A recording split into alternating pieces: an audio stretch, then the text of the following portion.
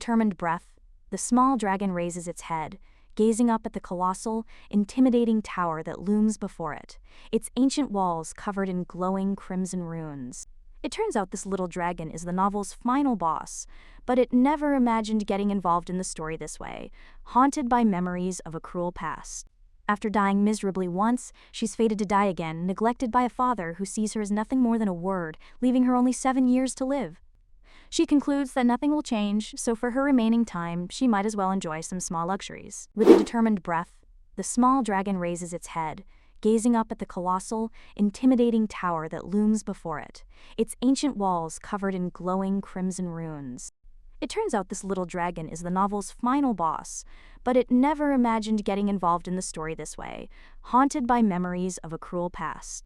After dying miserably once, she's fated to die again, neglected by a father who sees her as nothing more than a word, leaving her only 7 years to live. She concludes that nothing will change, so for her remaining time, she might as well enjoy some small luxuries. A blonde man questions if she is the Lord's daughter, expressing his annoyance at being stuck with a little kid. As the clock ticks, the girl waits silently until a door creaks open, revealing her father, who immediately dismisses her, wondering aloud what kind of ridiculous expectations she could possibly have. Her father explains she was supposedly born between Bezlakera, the dead Black Knight dragon, and himself, though he notes it's just a one-sided argument from the dragon's side. He coldly turns away, reasoning that dragons aren't serious with humans, leaving the blonde man to handle the aftermath. He asks what to call her, and she requests to be called Jaina, a name from her mother. He seems impressed by her bravery despite her situation, gently patting her head as he asks a question. They step out into a bustling, noisy street, the sounds of the crowd echoing around them as they begin their first lesson in a less-than-ideal training ground. The blonde man scoffs, incredulous that a dragon descendant wouldn't be able to use any magic. He arrogantly calls himself a genius wizard, summoning a swirl of pure mana as he instructs her to carefully watch and follow his precise movements to learn the spell. She immediately shoots into the air. Struggling mid-air, she realizes the magic isn't working as intended, her control completely slipping away from her. She begins to fall fast. Having landed safely, she's immediately surrounded by the murmurs of a suspicious crowd who wonder if she's a witch for suddenly falling out of the sky. Jaina panics under the crowd's scrutiny, but a red-haired boy quickly intervenes, thanking her for catching a pickpocket and cleverly diffusing the tense situation by praising her righteousness. The boy explains that the item she supposedly recovered is extremely precious to him, emphasizing her good deed.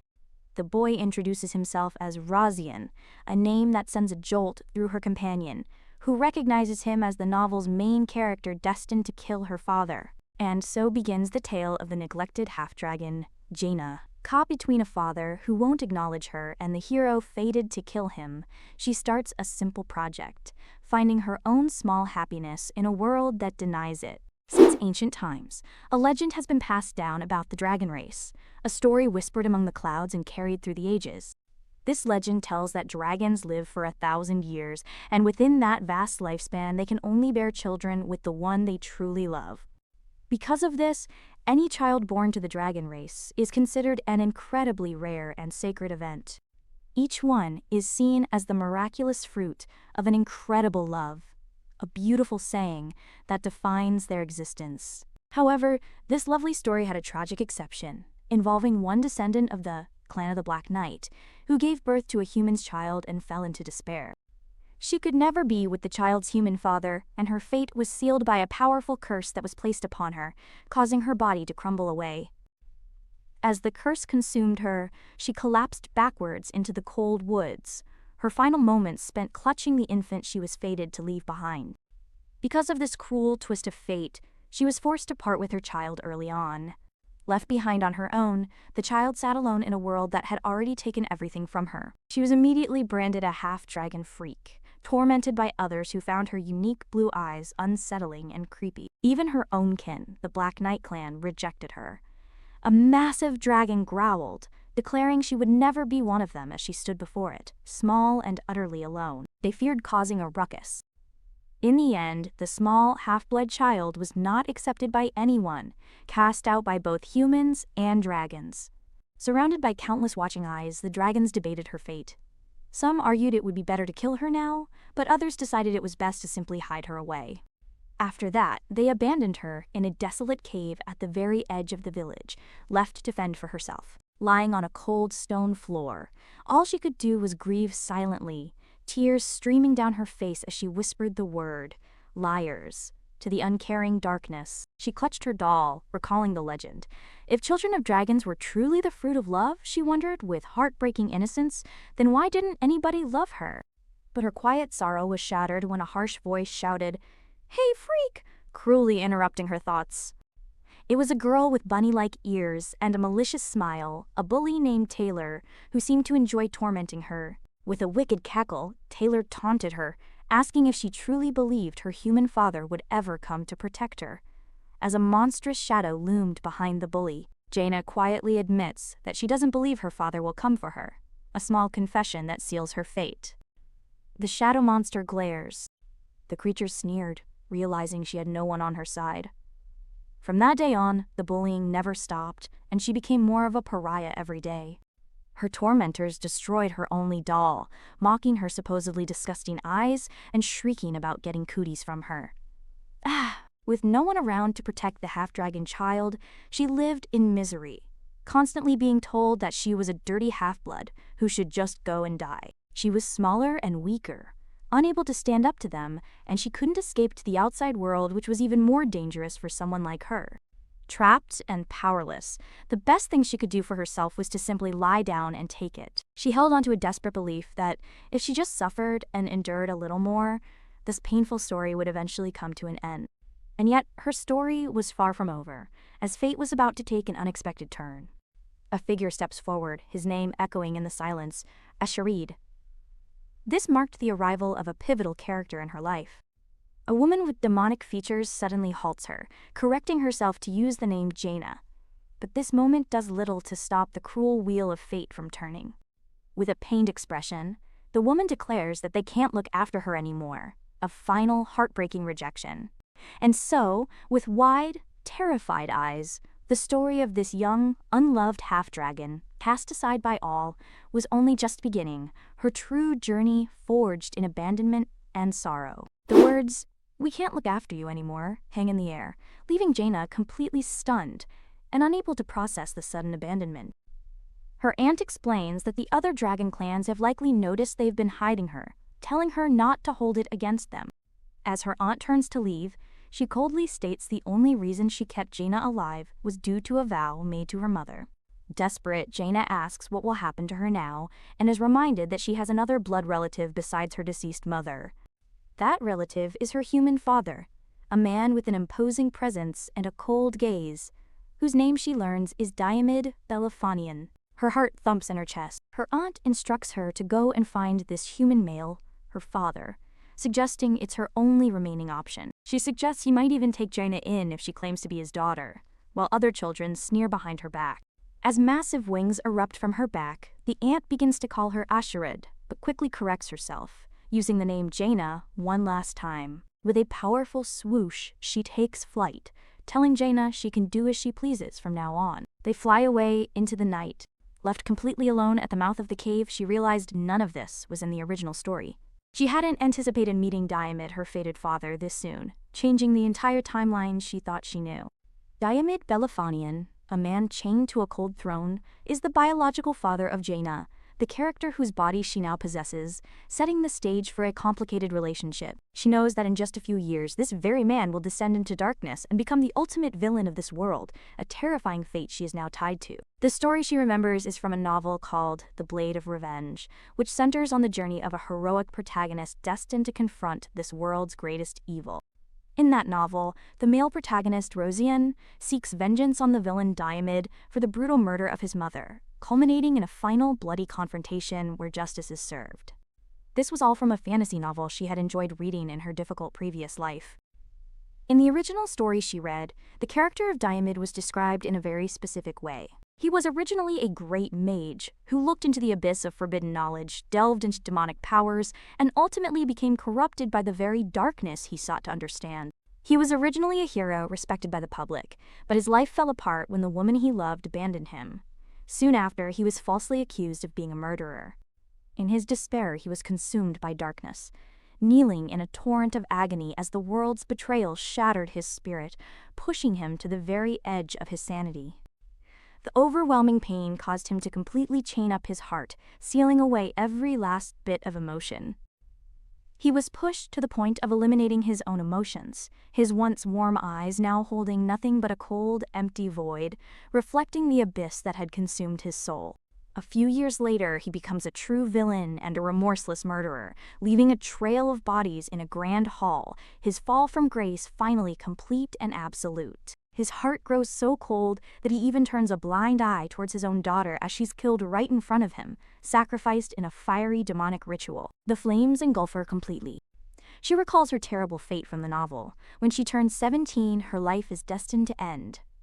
The dragons, in their misguided sense of purity, are fated to murder her as an honor killing, a tragic end for the unwanted half-blood child.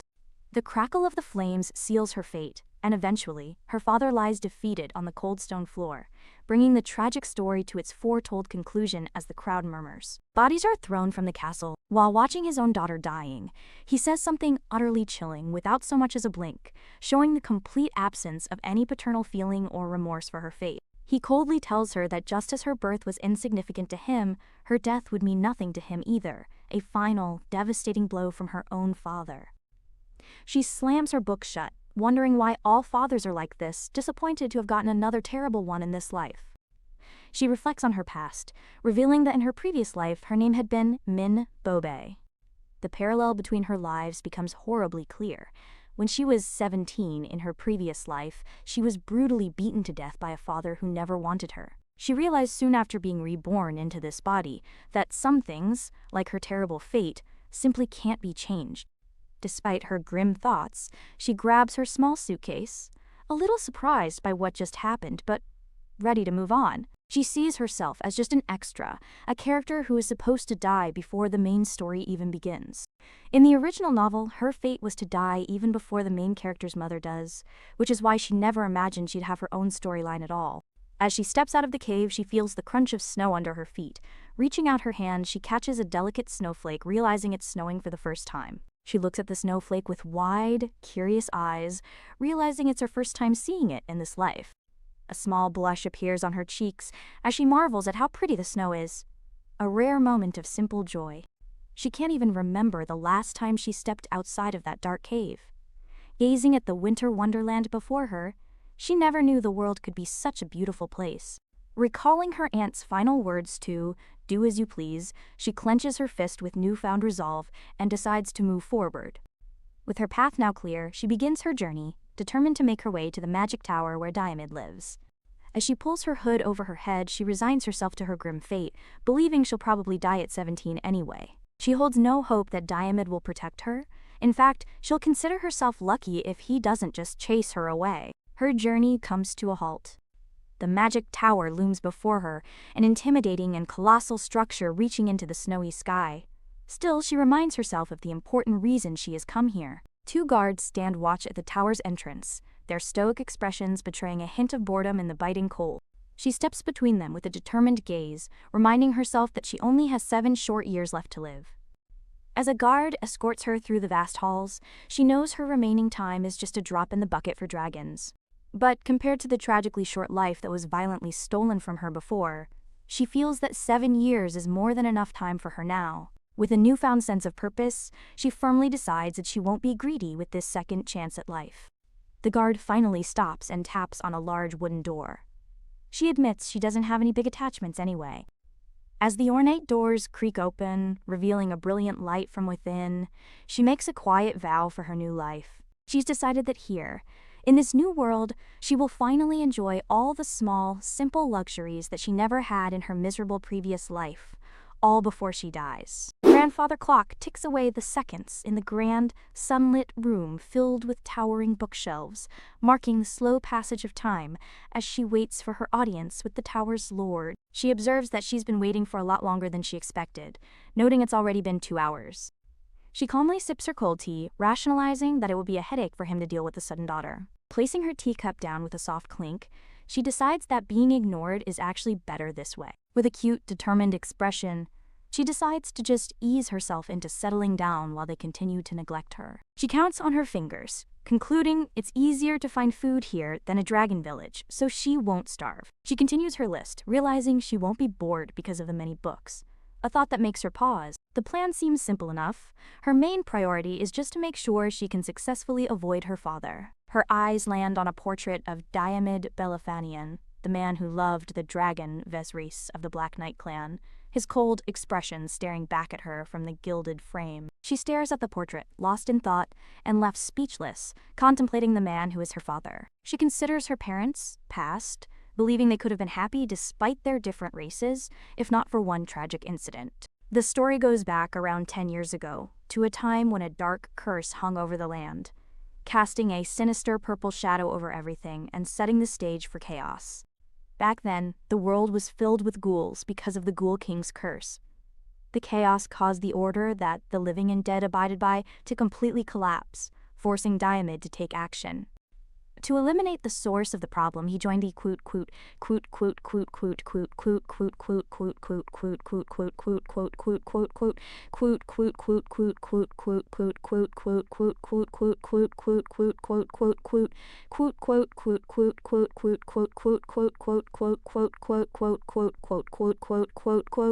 warrior in their own right. Dameid, in his prime, was a master of magic, weaving intricate and powerful spells with an aura of calm focus, his abilities making him a cornerstone of the powerful subjugation team. It was amongst the members of this elite party that he met a very important person in his life. This person was her mother, Vzice, a woman with a kind and gentle smile, surrounded by blooming peonies that seemed to reflect her serene and beautiful nature. She reached out to him. She placed the crown gently. Unlike the other dragons he had known, Vzice was compassionate and had a carefree personality, a trait that clearly caught him off guard and left a deep impression on him. She had a warm side that seemed to truly care for the people of this world, and her radiant smile was filled with a genuine kindness that shone brightly. As if struck by lightning, Dameid fell completely in love, captivated by her spirit as he gazed at her with a gentle, adoring smile, the flower crown she gave him resting on his head. With their hands gently clasped together, surrounded by flowers, the two had agreed to marry, sealing their promise to each other. After a fierce and final battle, the Ghoul King had finally been defeated, vanquished by a powerful blast of magic that tore through the darkness, bringing an end to his terrible reign. But in the peaceful aftermath, Vzice's sudden words shattered the calm, leaving Dameid completely confused and asking what she meant. He couldn't understand her sudden change of heart, desperately asking what she meant by wanting to call off the wedding. She turned away from him, her words filled with a strange finality as she insisted that she didn't love him. Refusing to believe her, he reached for her, convinced there had to be another reason for her sudden reversal and pleading with her to tell him the truth. As he called her name, her eyes widened in what looked like fear, a reaction he never would have expected. She violently rejected his touch. In a shocking turn of events, Vzice plunges a blade directly into Dameid's chest, the man who loved her, leaving him utterly stunned by her sudden and brutal betrayal under the moonlight. Blood drips from his wound, staining the pure white flowers on the ground below them. He staggers back, clutching the broken pendant she once gave him, his voice filled with anguish as he asks why. She coldly replies that the stench of a human on him is disgusting, and that she can't bear it anymore. Her cruel words cut deeper than the blade as she tells him she never would have been with him if she knew he'd cling to her like a child, a statement that shatters his heart. Turning away, she adds a final insult, saying she can't tell if he's just naive or dumb. She declares she's done with these childish games, walking away and leaving him bleeding and broken on the ground. Although she ended things so cruelly, leaving him with nothing but pain, his fist clenches in silent agony. But the truth was that Vzice did truly love Dameid. It was all a painful act to hide the fact that she wouldn't live long, having been secretly cursed by the Ghoul King herself. As someone who knows the full tragic story, she realizes she could maybe tell him the truth. But she knows realistically it's impossible. He's someone who sealed his emotions after being betrayed, and she can't be the one to change that. She concludes it's better if she just does nothing, letting fate run its course as the door finally creaks open. A cold, imposing voice suddenly cuts through the silence, asking if she's the one who claims to be his daughter. The voice continues, warning her to be prepared to take full responsibility for wasting his precious time. She gulps, her heart pounding in her chest as she finally comes face to face with the man himself. It's him, her biological father, Diamid Bellafanian, standing before her in all his intimidating glory, his long hair and dark robes radiating an aura of immense power and cold indifference. She's immediately struck by his incredible aura, confirming to herself that he truly is the story's ultimate villain. Ignoring the child completely, Daimid turns to his subordinate and demands an explanation for the interruption. The assistant explains that according to a letter from the dragons just before her death, a dragon named Vzice of the Black Knight clan said this child's father was him. The mention of Vzice's name causes a flicker of emotion to cross his otherwise stoic face. Her eyes widen in terror as she sees his hand reaching for her, the reflection of his menacing gesture filling her vision. A single, horrifying thought races through her mind. Is he about to end her life right here and now? As his hand reaches forward, a dark shadow falls over his face, confirming her worst fears. He grabs her face suddenly. Instead of harming her, he simply grabs her face, tilting it to inspect her features, leaving Jaina utterly confused. After a moment of cold, silent inspection, he finally speaks, his voice completely devoid of any warmth or recognition. He remarks that she really does look just like her mother, a statement that hangs heavily in the air. She can't see a single emotion in his eyes as he looks at her, a chilling emptiness that confirms his cold nature. But still, for some unknown reason, she finds she can't take her eyes off him. The powerful mage continues to hold the small girl's face, their height difference emphasizing his intimidating presence over her. She wonders if it's because the color of their eyes are so similar. He breaks the silence, coldly observing that she has the same blue eyes as he does, a fact that seems to surprise her. He then dismisses the observation with a cold question, asking what she expects him to do about it. He dismisses her completely, stating that just because she has blue eyes doesn't mean she's his daughter. He's still trapped by the memory of Vzice's betrayal, convinced that the woman who called him disgusting could never have possibly borne his child, his heart chained by the painful past. Diamid's assistant turns away, telling the little girl that there's nothing more for her to see here. He opens the door to leave. As Daimid walks out, he delivers a final, crushing blow, calling whatever expectations she might have had pathetic. The door slams shut behind him. Left in the silent room, she looks down, admitting to herself that she knew he wouldn't believe she was his daughter. The assistant sighs, seeming to anticipate what's about to happen next based on his own correct expectations. He admits to himself that he didn't think things would turn out quite like this as he walks toward her. He sits down beside her. The assistant complains that it's always such a bother to be the one who has to clean up the mess. He explains that since the Tower Master didn't give any orders, it means he's leaving the rest up to him. With a smug smile, he leans in and asks her how she thinks he should have taken care of her kiddo. Jaina just stares back at him, her large, crystalline blue eyes holding a profound stillness that defies her young age. Her expression is completely unreadable, giving no hint of the tragic past and future she carries within her. He sits with an air of relaxed confidence, dressed in pristine white robes befitting his high status within the tower, a clipboard held loosely in his gloved hand. In the novel, he is a faithful follower and nephew to the ultimate villain Daimid, bound by blood and loyalty. He is also a villain himself, the key figure who will contribute the most to Daimid's evil deeds, his path surrounded by dark, ominous energy and chained by fate. He's considered a brilliant mage whose magical prowess is second only to Daimid's, a talent he honed relentlessly from childhood. However, after losing his parents at a young age, he became obsessively driven by a need for magic and accomplishments, pouring his grief and ambition into his studies. This tragic past and relentless ambition ultimately twisted his personality, shaping him into the smug man he is today. Jaina realizes that this man, who is supposed to become such a terrifying person in the future, is currently sitting right in front of her, asking how he should have taken care of her. And he seems genuinely excited to be messing with the small, defenseless child before him, his smug expression confirming his already twisted nature, as he calls her, kiddo. She remains silent for a moment, her expression unreadable, as she processes his taunting question. Instead of answering, she calmly picks up her teacup, the soft clink echoing in the tense silence. She takes a slow, deliberate sip of the cold tea, completely unfazed by his intimidating presence.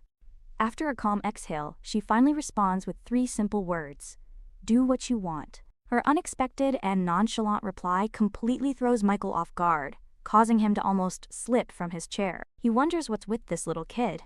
She seems completely at ease, let alone scared, making him question if she even understands the dangerous situation she is currently in. Deciding he needs to be more direct, he points at her, sarcastically remarking what a shame it is. He mockingly reminds her that, as she just saw, their tower master isn't someone who cares about family ties. He then switches to a disarmingly cheerful tone, introducing himself as Michael and adding that, in formal terms, he supposes he's her cousin, a fact that complicates things further. He leans in with a sinister smile, telling Asharid to listen carefully about the only way to survive here. But she interrupts, correcting him with her chosen name, Jaina. Michael is taken aback, asking, what? As Jaina calmly clarifies that her name isn't Asharid but Jaina. He points out that Asharid was the name written on the letter from the dragons, making her claim confusing. She explains that Asharid was just a name her cruel relatives made up for her, a constant reminder of their prejudice, because they claimed her real name smelled too human. In a painful flashback, a shadowy dragon figure looms over her as an infant, bestowing the name Asharid upon her and officially stripping away her true identity from birth. With unwavering eyes, she firmly states that her real name is Jaina, and that is what he should call her. Tapping the letter on the table, Michael seems more annoyed than sympathetic, remarking how complicated it is that she has two names. He leans forward with a condescending smirk, challenging her directly by asking what she'll do if he refuses to call her that. Once again, her calm response completely deflates his taunt, as she says she can't do anything about it. He curses internally, shocked that his threats aren't working on her at all. He watches her calmly put her teacup away, wondering if this composed individual is even really a child. He decides she must lack common sense because she's a dragon, so he'll take this opportunity to wake her up. He gets her attention by calling her a punk, trying a more aggressive approach to get a reaction. Michael tells her to leave her things and follow him, his white cape flapping as he turns away. He announces he's going to give her a tour of the magnificent magic tower, its grand crystalline structure gleaming with an ethereal light and topped by a massive ornate chandelier. With that, he leads the way, and Jaina obediently follows him through the tower's bright and spacious halls. She lets out a small sound of surprise as she notices something peculiar about their surroundings. Looking out the window, she sees a lush, green landscape, realizing the season has changed from the winter snow outside. As they continue walking, she discovers that every single window in the tower shows a completely different scenery. Pressing her hands against another window, she looks out at a beautiful sunset, amazed by the magical sights. Michael grows impatient with her slow pace, yelling at her to hurry up and follow him closely. He threatens to leave her behind if she keeps lagging, asking if she has any idea how large the tower is. With a snap of his fingers, Michael explains that the windows, ceiling, stairs, and walls are all magical. As he speaks, a single, magical snowflake lands gently on her cheek, a quiet testament to the tower's power. He reveals that almost every area has been made with magic as he suddenly takes flight, pulling her along through the vast, enchanted interior where snowflakes drift indoors. The scenery shifts in a flash. He warns her that weak and little ones like her are especially prone to getting lost and falling into traps. He leans in, asking if she's getting scared yet, but she just replies, "Sure," internally noting how childish she is. He warns her not to lose sight of him, but Jaina reflects that without her past memories, she might have fallen for this treatment and been happy to find a family. Clenching her fist, she reminds herself that she absolutely must not forget the harsh reality of her new life. She walks with her head down, reaffirming the painful truth that she is someone who isn't welcome anywhere. She closes her eyes, reaffirming her solemn vow. Her only goal is to enjoy the small luxuries, because in the end, she doesn't actually need a family to survive this life. A door creaks open now. Michael announces that they've arrived at the Magic Tower's dining hall, a vast room where mages are scattered about, engrossed in their books even while they eat. Jaina gasps in utter amazement. Her eyes widen at the sight of the banquet table, which is piled high with so much delicious-looking food. Overcome with emotion, she begins to cry, declaring she's so glad the dragons abandoned her, which completely confuses Michael. She remembers hearing that mages don't really care about eating, a fact that seems to be true here. Looking at a simple plate with a single sandwich, she confirms that the rumors about mages were indeed true. The other mages begin to murmur amongst themselves, wondering what a little kid is doing there, and noting with surprise that she's with the chief mage, Michael. The whispers continue, as the mages speculate about who she is and where she could possibly be from. She realizes they seem more interested in her than their food, just as Michael calls out to her. Michael's eyes glow with an icy blue light as he glares at the whispering mages, his voice dripping with sarcasm, as he asks if they're enjoying the show before telling them to mind their own business. The mages immediately cower in fear, begging for his forgiveness. Jaina notes the story wasn't lying about his bad personality. Realizing she should get out of the way, Jaina instead turns her attention to the delicious-looking bread, her eyes sparkling. She reaches out for it. Ignoring all decorum, she happily gathers an armful of fluffy bread rolls, ready to enjoy her first proper meal. Michael, holding tongs and a plate, incredulously asks why she's using her hands when there are proper utensils available. He sighs with annoyance, pointing out she has breadcrumbs all over her clothes before taking the plate from her. He shrugs, sarcastically remarking that it seems noble dragons don't even know how to eat lowly human food. Jaina looks up at him, coolly stating that she can do this much on her own so he doesn't have to be there. Her calm dismissal finally gets under his skin. He snaps back, asking if inferior humans like him shouldn't even dare to eat with her. Jaina just thinks he's a pain to deal with. He presents the plate proudly. Michael leans back with a smug look, mentioning he forgot to tell her a crucial rule. In the dining hall, it's strictly forbidden to leave any leftovers, so she'd better eat all of that bread. He warns her not to say he didn't warn her later, but Jaina starts to wonder if the book was wrong about him. She takes a big bite. Her eyes immediately light up with pure delight, as if she's tasting something truly magical for the very first time.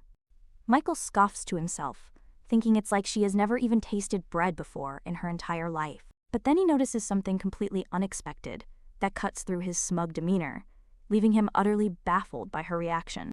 A soft sniffle escapes her. He can't comprehend what he's seeing, wondering to himself what is happening with this strange little girl.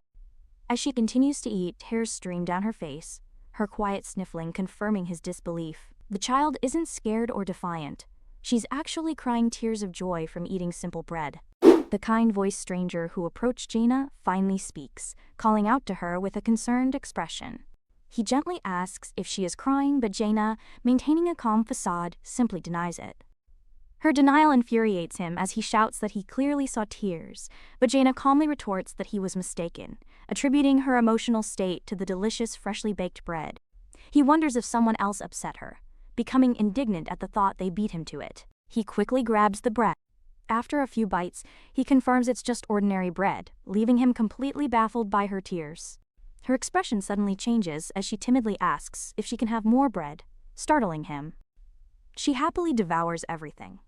He watches in disbelief as the empty plates stack up, completely baffled by her strange behavior. He can hardly believe his eyes, wondering how she consumed so much bread in minutes, while Jaina eats with pure, unadulterated bliss. He snaps his fingers, casting a spell while questioning if she's even human, given her enormous appetite. After casting soundproofing magic, he asks how her tiny body can eat so much. Jaina calmly reveals that she is not completely human because half of her is still a dragon. She explains that in her massive dragon form she weighs several hundred kilograms, so this amount of food is actually what she needs to eat every single day to feel full. Her expression saddens as she continues, revealing that she was never allowed to eat anything this delicious when she lived in the dragon village, hinting at a painful past. A flashback shows a lonely young Jaina picking mushrooms in a dark forest. She explains that while her relatives seemed to take her in, the reality was that she was neglected. She recalls how her relatives never prepared any meals for her, forcing the small child to fend for herself. She bitterly remembers hating them for being so stingy with their food as she grabs another plate of bread. Still not satisfied, she gets another plate, expressing her relief that no one here is as cruel as them. Suddenly, a strange energy zings. She drops her plate in shock, looking up as something suddenly descends from above her with a rush. Jaina wonders about the strange sensation, feeling that somebody was staring intensely at her as she glances towards an elegant woman nearby. She considers if the woman was the source, but quickly dismisses it, knowing the feeling came from somewhere else. Unable to locate the source of the gaze, dark shadows creep into her vision as she begins to wonder if she merely imagined the whole thing. Deciding it was her imagination, she continues on, walking right past a cloaked figure hidden in the shadows. The hidden figure stares intensely. The scene shifts to a vast and beautiful library, filled with light and lush greenery, its towering ceiling reaching towards the sky, showcasing the magic tower's grandeur. The blonde man Michael tells Jaina he has business to attend to and instructs her to stay and play, leaving her in awe of the magnificent space. Jaina eagerly agrees and dashes off. He grabs her before she leaves. Michael grabs her hood, squeezing it tightly as he leans in, expressing uncertainty about her being the Tower Master's daughter, his friendly demeanor now gone. Michael warns her to be careful, explaining that dragons are a very precious ingredient to humans. He elaborates that the first potion used dragon blood and the holy sword used dragon bones. Since adult dragons are too strong, humans hunt young ones before they awaken. Michael explains this is why adult dragons protect their young. He points out that, unfortunately for her, Jaina has no official guardian, leaving her completely exposed and vulnerable. He tightens his grip on her hood, warning her that she never knows what might happen if she's careless. He warns her that dangerous people sometimes wander the magic tower, asking if she understands the gravity of her situation. Jaina nonchalantly replies that she'll just have to risk it, leaving Michael completely stunned by her bizarre reaction. Despite her strange attitude, Jaina gives him a bright, sincere smile, thanking him for worrying about her. Her genuine gratitude seems to catch Michael completely off guard, leaving him momentarily speechless. He quickly turns away, trying to hide his flustered expression as he thinks to himself how cute she is. He's shocked by his own thoughts. He angrily denies worrying about her, shouting that she better not get into trouble before storming off. Jaina is left completely baffled by his sudden change in mood, wondering why he got so angry. She reflects that the Michael from the fantasy novel she read was never like this, speculating it's because the main story hasn't begun yet. Deciding it's pointless to dwell on it, she resolves to simply think about the matter later, and continues into the vast library, dwarfed by its scale. Now that she's finally here, Jaina decides she wants to find a book to read. Her plan hits an immediate snag as she stares up at the towering bookshelves, wondering how she's supposed to reach the one so high up. Suddenly, a trail of light swirls. A book swoops down from the highest shelf, landing perfectly in her hands with a soft plop. Her eyes widen with astonishment as she realizes it's the exact book she was hoping to find. Turning toward the fading wisps of magic, she asks the unseen presence if they were the ones who retrieved it for her. The magical lights swirl in response. A warm, appreciative smile spreads across her face as she holds the book close to her. She thanks the magical spirits, waving as they float away into the grand library's upper levels. She marvels at the magic tower's wonders, admitting she doesn't actually know how to perform much magic. A painful memory surfaces, recalling how everything she knows was learned by secretly spying on her Aunt Eunice, teaching her more favored cousins. She remembers practicing in secret, all alone in the dark, knowing there was no one she could ever ask to properly teach her. Despite her limited knowledge, she opens the book, confident she can figure out some magical theory by herself. She was curious about magic beyond her clans, thinking this is the perfect time, but her heart stops as she sees a complex ancient magic circle. Stunned by the indecipherable ancient runes, she slams the book shut, needing one she can actually read. As she turns with the book in hand, a gentle, unfamiliar voice greets her from nearby. A man with glasses and long green hair leans over the table, greeting Jaina with a friendly smile. Jaina asks who he is, and he introduces himself as Mobin, a mage. She internally dismisses him as an unimportant character. Mobin explains he came to see the little child in the tower, but his next question sends a shiver down her spine. He asks where Michael went after leaving her all alone. The mention of Michael's name shocks her, causing her draconic pupils to emerge. She remembers dragons are born with sharp senses and wonders how he knew she was with Michael. A chill runs down her spine as she recalls her draconic ability to sense things more keenly than humans. Mobin's knowing smile confirms her worst fears about his constant awareness. She finally understands. The strange, intense gaze she felt all the way from the dining hall must have been coming from him. Instead of showing fear, Jaina suppresses a laugh and looks up at him with a mischievous expression, calling out to the mage. Putting on a bright and innocent smile, she directly asks him how he knew that she was with Michael. Instead of showing fear, Jaina suppresses a laugh and looks up at him with a mischievous expression, calling out to the mage. Putting on a bright and innocent smile, she directly asks him how he knew that she was with Michael. Her direct question clearly catches Mobin off guard, causing him to flinch as she presses him for an answer.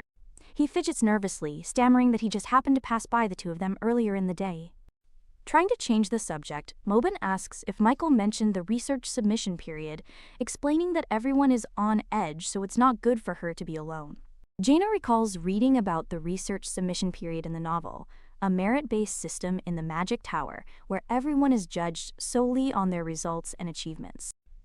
The consequences for failure are severe, as anyone who misses the deadline or fails to produce meaningful results is banished from the tower, making this a very sensitive time for all mages. Furthermore, the tower's exclusive nature, which strictly forbids outsiders, makes the presence of a lone child especially strange and suspicious to the other mages.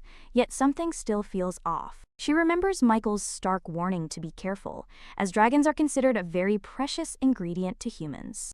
Jaina realizes Mobin feels suspicious of her, and she clutches her book tightly as he reaches out, telling her it's not safe and inviting her to come with him. Jaina beams, loudly declaring she's fine because her friend Michael will be back soon. She's intentionally drawing attention to get rid of Mobin. Her loud declaration works, as other mages murmur and glare.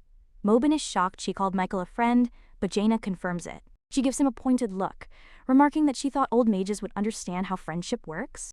Mobin is flustered and offended by her jab, stammering about who she thinks she's talking to. Another mage gives him a frosty look, telling him he's being too loud and disturbing the library's quiet atmosphere. Defeated, Mobin apologizes, admitting that this old mage should have known better about the rules of friendship. Undeterred, he suggests they go outside for a conversation, but Jaina completely ignores him, pretending to read her book. The library falls silent as she stares intently at her book, completely ignoring his repeated attempts to get her attention. Another mage finally snaps, shouting at him to be quiet. Startled, Mobin apologizes and promises to leave immediately. He clicks his tongue in annoyance and trudges away, defeated by her clever and persistent silent treatment. She glances over her shoulder. Once he's gone, she lets out a sigh of relief, lowering the book she was using as a shield. She tries to calm her trembling hands, reassuring herself that everything is okay for now. She pats the book, reminding herself that she's used to constantly being on guard for threats like this. Resolving to simply wait for Michael's return, she stands alone, a small figure in the vast and intimidating Magic Tower, steeling herself for what might come next. The scene transitions, showing the magnificent Magic Tower gleaming under the moonlight, a beacon of power and mystery in the quiet of the night. A new voice, a kindly maid, peeks into the room and asks Jaina if she'll be all right. The maid notes that the room is meant for storage, thinking Jaina seems a bit young to be left alone in such a place. Jaina reassures her with a bright smile, stating that she's much stronger than she looks, though the maid remains skeptical. She insists she's fine, adding that this was Chief Michael's idea anyway, picturing him cackling maniacally as he left her there. Jaina then asks the maid for a favor, requesting a blanket to cover herself while she sleeps. The kind maid immediately agrees and rushes off to get one, leaving Jaina alone in the room.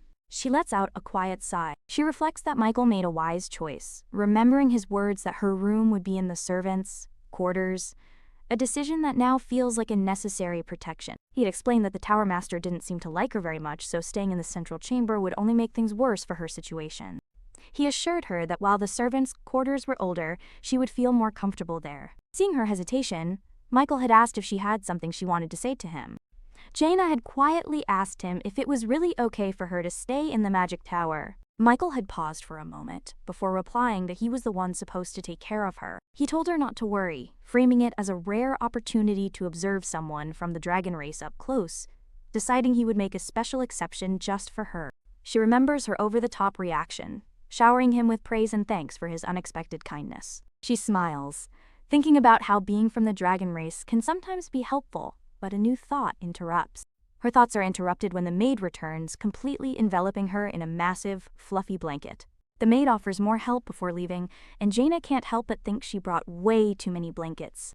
Deciding not to worry about the mountain of blankets, she simply flops down, sinking into the overwhelming softness and comfort of her new bed for the night. She notes with slight annoyance that her draconic tail always seems to stick out whenever she finally lets her guard down.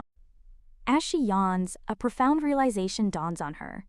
This is the first time she's ever had a proper bed. Sinking into the comfort, she feels a wave of certainty, knowing that coming to the Magic Tower was a good idea. Here, she can finally eat as much delicious bread as she wants, and read as many books as her heart desires, simple luxuries she was always denied before. More than anything else, she cherishes the simple, profound freedom of not having any of her cruel relatives hounding her at every single moment of the day. She wonders how wonderful it would be if every day could be just like this one, until the day she dies, as she drifts off to sleep, finally feeling safe. Her last waking thought is a simple, heartfelt wish that tomorrow will be just as peaceful. The next morning, Michael greets her at the dining table with a smirk, asking if she had a good sleep. Jaina simply pops a piece of toast from a book, ignoring his question while preparing her breakfast. Michael mentions rumors about ghosts in her room, noting how she's here early. Jaina realizes he's there to toy with her. She thanks him for the room, saying she likes dark places that remind her of caves. Michael is shocked, asking if she's not afraid of ghosts. With a deadpan expression, Jaina states that the living are far scarier than the dead, leaving him speechless as jam drips from her knife like blood. Casting soundproofing magic, he declares she's gone from mature to just plain weird, asking if all dragons are like her. Jaina says she has a question too. She asks if all pure-blooded humans are like him, Chief Michael. Her formal title sends him into a state of absolute shock and outrage. He furiously asks if she'd rather just say, "Hey," shouting that it's no way to speak to him and calling her a rude little brat. Jaina calmly asks how she should address him, pointing out that they aren't friends, which leaves him completely speechless. A new, elegant voice interrupts their argument, expressing amusement at the scene unfolding before her. The mysterious woman gently strokes Jaina's cheek, remarking that the two of them seem to be having quite a time. Jaina's completely stunned, realizing she didn't even notice the woman's approach. As the stranger's hands cup her face, she silently wonders about her identity. The woman smiles down at her, revealing with a captivating charm that she is quite a fan of the dragon race, leaving Jaina utterly confused by the sudden confession. With a knowing and slightly unsettling smile, the woman asks if this old lady can join them, prompting Jaina to wonder if she could possibly be the Tower Master. This woman is Helvenia of the Forest, the third-ranked mage and chief of the Magic Tower. Her skills in alchemy and magic are said to be almost on par with Michael's. Having mastered alchemy at a young age, no one truly knows how old she is, and only her shining white hair gives any hint as to her true, ancient age. However, the single most important thing to know about this powerful and mysterious woman is directly related to her sudden interest in Jaina's draconic heritage. With a chilling smile, she reveals her true nature. She sees everything and everyone around her as nothing more than potential ingredients for her alchemical experiments. Gently rubbing Jaina's chin, Helvenia tests her, asking if she knew the first potion was mixed with dragon's blood. Jaina calmly replies yes, adding that she also knows the holy sword from the temple was made from dragon's bones.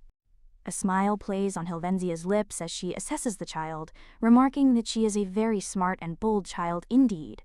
Helvenia then asks for her name, and the child simply responds, "I'm Jaina," which the woman thoughtfully acknowledges. Stroking her cheek, Helvenia compliments Jaina's beautifully colored eyes, noting with a dangerous curiosity that they look just like those of their Tower Master. Leaning in closer, surrounded by an ethereal aura of flowers and dragon scales, she purrs that besides all that, she is simply quite interested in Jaina herself. Michael slams his fist down. He furiously demands how she dared to eavesdrop through his soundproofing magic, calling her a sly old hag. Helvenia calmly explains that she rules the dining hall and can hear everything, whether she wants to or not, leaving Michael seething with impotent rage while she holds Jaina. She points out he was just toying with the child, claiming that unlike him, she has important business with Jaina. Michael springs to his feet, shouting that it's obvious the only reason she wants her is to do something terrible. She retorts with a sneer. He screams his furious reply. As their mana violently clashes, she taunts him about harming Jaina with his power, but he furiously roars at her not to dare say the child's name. The immense pressure from their combined mana fills the room as Helvenia scoffs, questioning what right he has to say anything while Jaina is caught in the crossfire. Caught between the two powerful mages, Jaina quietly rubs the jam from her mouth, preparing to interrupt their fight. Jaina interrupts their intense magical standoff, calmly asking if she can pass by to get more bread. She then tells them not to worry about her, and to just keep doing whatever they were doing. Her casual dismissal of their life-or-death struggle leaves both Michael and Helvenia utterly speechless and confused. Completely unfazed by the suffocating tension, Jaina simply proceeds to grab a towering stack of fresh toast. She spreads a generous amount of jam on a slice, her focus entirely on her breakfast. The intense magical duel abruptly ends, replaced by a bizarrely silent breakfast as Jaina eats peacefully, while Michael and Helvenia awkwardly chew their own food, the previous hostility completely deflated. Helvenia remarks that it's rare for someone to act so nonchalantly between her and Michael's rivalry. Michael wonders aloud if she's simply dumb, but Jaina cuts him off, telling him to shut his mouth. Helvenia cheerfully suggests that while it's nice she's eating well, perhaps she should try some other dishes.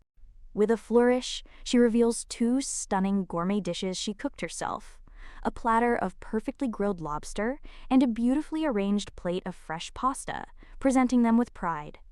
Jaina considers the lavish dishes, explaining that since the menu changes every day, it's hard to keep up. She continues, explaining that she's not sure how to eat such complex dishes, especially the unfamiliar seafood, which is why she sticks to the simpler, more reliable bread. A content grin spreads across her face as she admits she never knew so many different types of food existed in the world.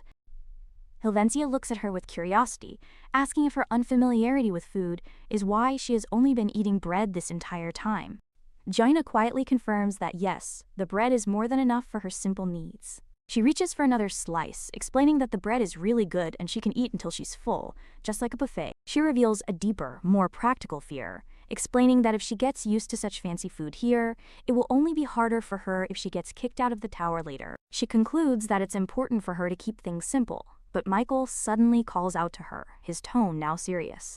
Her surprisingly mature reasoning strikes a chord with both Michael and Helvenia, their expressions softening as they listen intently to her. Helvenia offers a rare moment of comfort, telling Jaina that while things might be difficult now, they'll get better with time.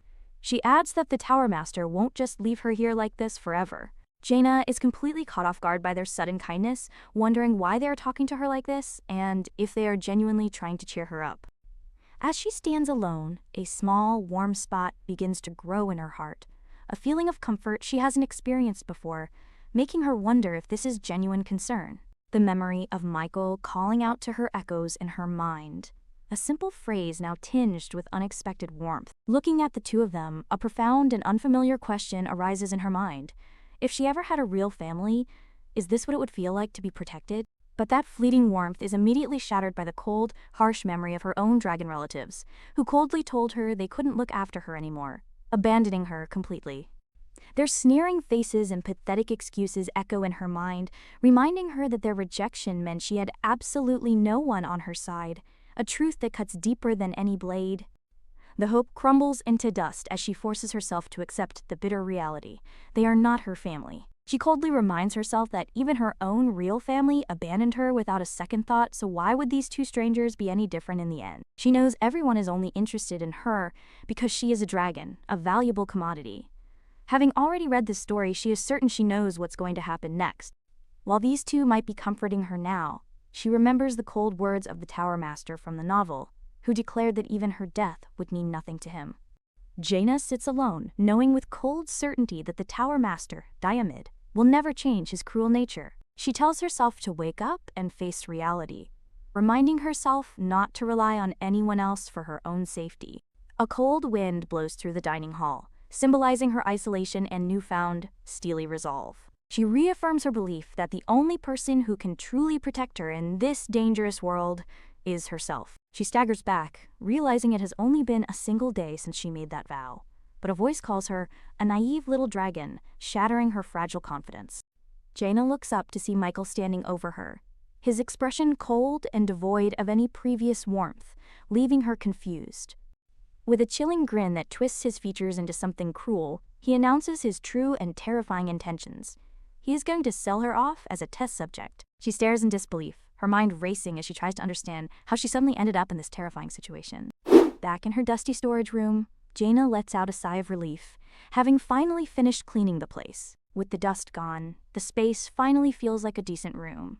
She muses that anyone else would have just used magic to clean, a luxury she doesn't have. She holds her broom with a sense of pride, explaining that since she only knows dark magic, she had to do all the hard work with her own 2 hands. She glances at her meager belongings, firm in her resolve not to ask for anyone's help with this task. Looking at the heap of clothes piled on her suitcase, she wonders if she has to do laundry next. Carrying her laundry, she steps into a grand, sunlit hall, glancing around the magnificent architecture of the Magic Tower, a stark contrast to her humble room. She believes there must be a place to do laundry nearby, but she pauses as she hears someone approaching. 2 mages walk by, one complaining about the stress of his research assignment. Jaina quickly hides herself from view. She peeks out from behind the corner, relieved that it was just a couple of mages passing by. Jaina reflects that yesterday's encounter with Mobin has made her more paranoid, her guard raised higher than ever before. The two mages give up on their research, with one yawning that he just wants to sleep. As she continues on her way, she notices the exhausted mages and realizes everyone is busy working on their submissions. A small, mischievous smile crosses her face as she wonders if she's the only one here without anything to do. Suddenly, a new voice rings out, asking why he sees a couple of zombies standing before him, startling the two tired mages. This new mage strikes a dramatic pose, loudly declaring them pathetic slaves of the magic tower, leaving the other two to wonder if he's lost his mind from his research. With a wide, energetic grin, he exclaims that they must be sleepy, and begins to gather a massive ball of water magic, gleefully offering to wake them right up. He unleashes the water magic. A massive wave of water crashes over the two unsuspecting mages, drenching them completely, while Jaina stands perfectly dry in the middle of the chaos, miraculously untouched by the splash. The water recedes, leaving the two mages dripping wet and stunned, while Jaina remains perfectly dry, holding her laundry. She is completely stunned. The water hits hard. The drenched mages run off screaming threats, while the prankster laughs about washing away their sleepiness. Her heart sinks as she looks down, realizing with dismay that her clothes are now completely soaked. She realizes she doesn't have to do laundry, but then panics, remembering these are all the clothes she owns. She considers changing into a dragon or starting a fire to dry her clothes, but quickly dismisses both options as impractical. Resigned, she decides she'll just have to be damp for the day, figuring nothing too bad could possibly happen. The scene shifts to the dining hall, where two mages are enjoying a meal while Michael sits alone, lost in thought. Jaina approaches his table, offering a stuffy good morning. Michael sips his drink and looks up, confused by her strange greeting. He questions her sniffles, asking if she's trying to act cute. She denies it, simply stating that she has a cold. Michael is surprised, questioning how a dragon could catch a cold. He thought they were immune to diseases and curses. Jaina replies that's what the Tower Master said, realizing he still believes the lie her aunt told him. She lets out a huge sneeze, explaining that any living creature can get sick, especially a weaker half-dragon like her. Michael is skeptical. Noting she was fine yesterday, he asks if something happened, quickly adding he's not worried. Jaina hesitates, thinking he'll just laugh if she tells him she got splashed with water magic. She explains she had to sleep in wet clothes because her laundry got soaked. Michael is shocked by her admission. He shouts at her now. He exclaims that it's no wonder she caught a cold, chiding her for not using simple magic for the laundry. He suddenly pauses as a thought strikes him. He asks if she's unable to use magic, even as a dragon. Jaina falls silent at his question, her hand moving to her face, as she avoids his piercing gaze. Jaina explains that being from the Black Knight clan, she only knows a little dark magic and never learned other types. Michael scoffs that dragons always call humans a lower race, but he thinks they aren't so great themselves. Jaina meekly apologizes while coughing, and Michael looks on with exasperation, commenting on her pathetic state. Resigning himself to the situation, Michael decides it can't be helped and tells her she needs to come with him. He leads her down the hall to a large, ornate door and knocks 3 times, his purpose still unclear. As they wait, Michael mutters in annoyance, wondering if the hag is out and complaining about the inconvenience. He glances back at Jaina, who looks up at him with a confused and slightly worried expression. After a moment, he seems to make a decision, mumbling to himself that this will have to do before stepping forward.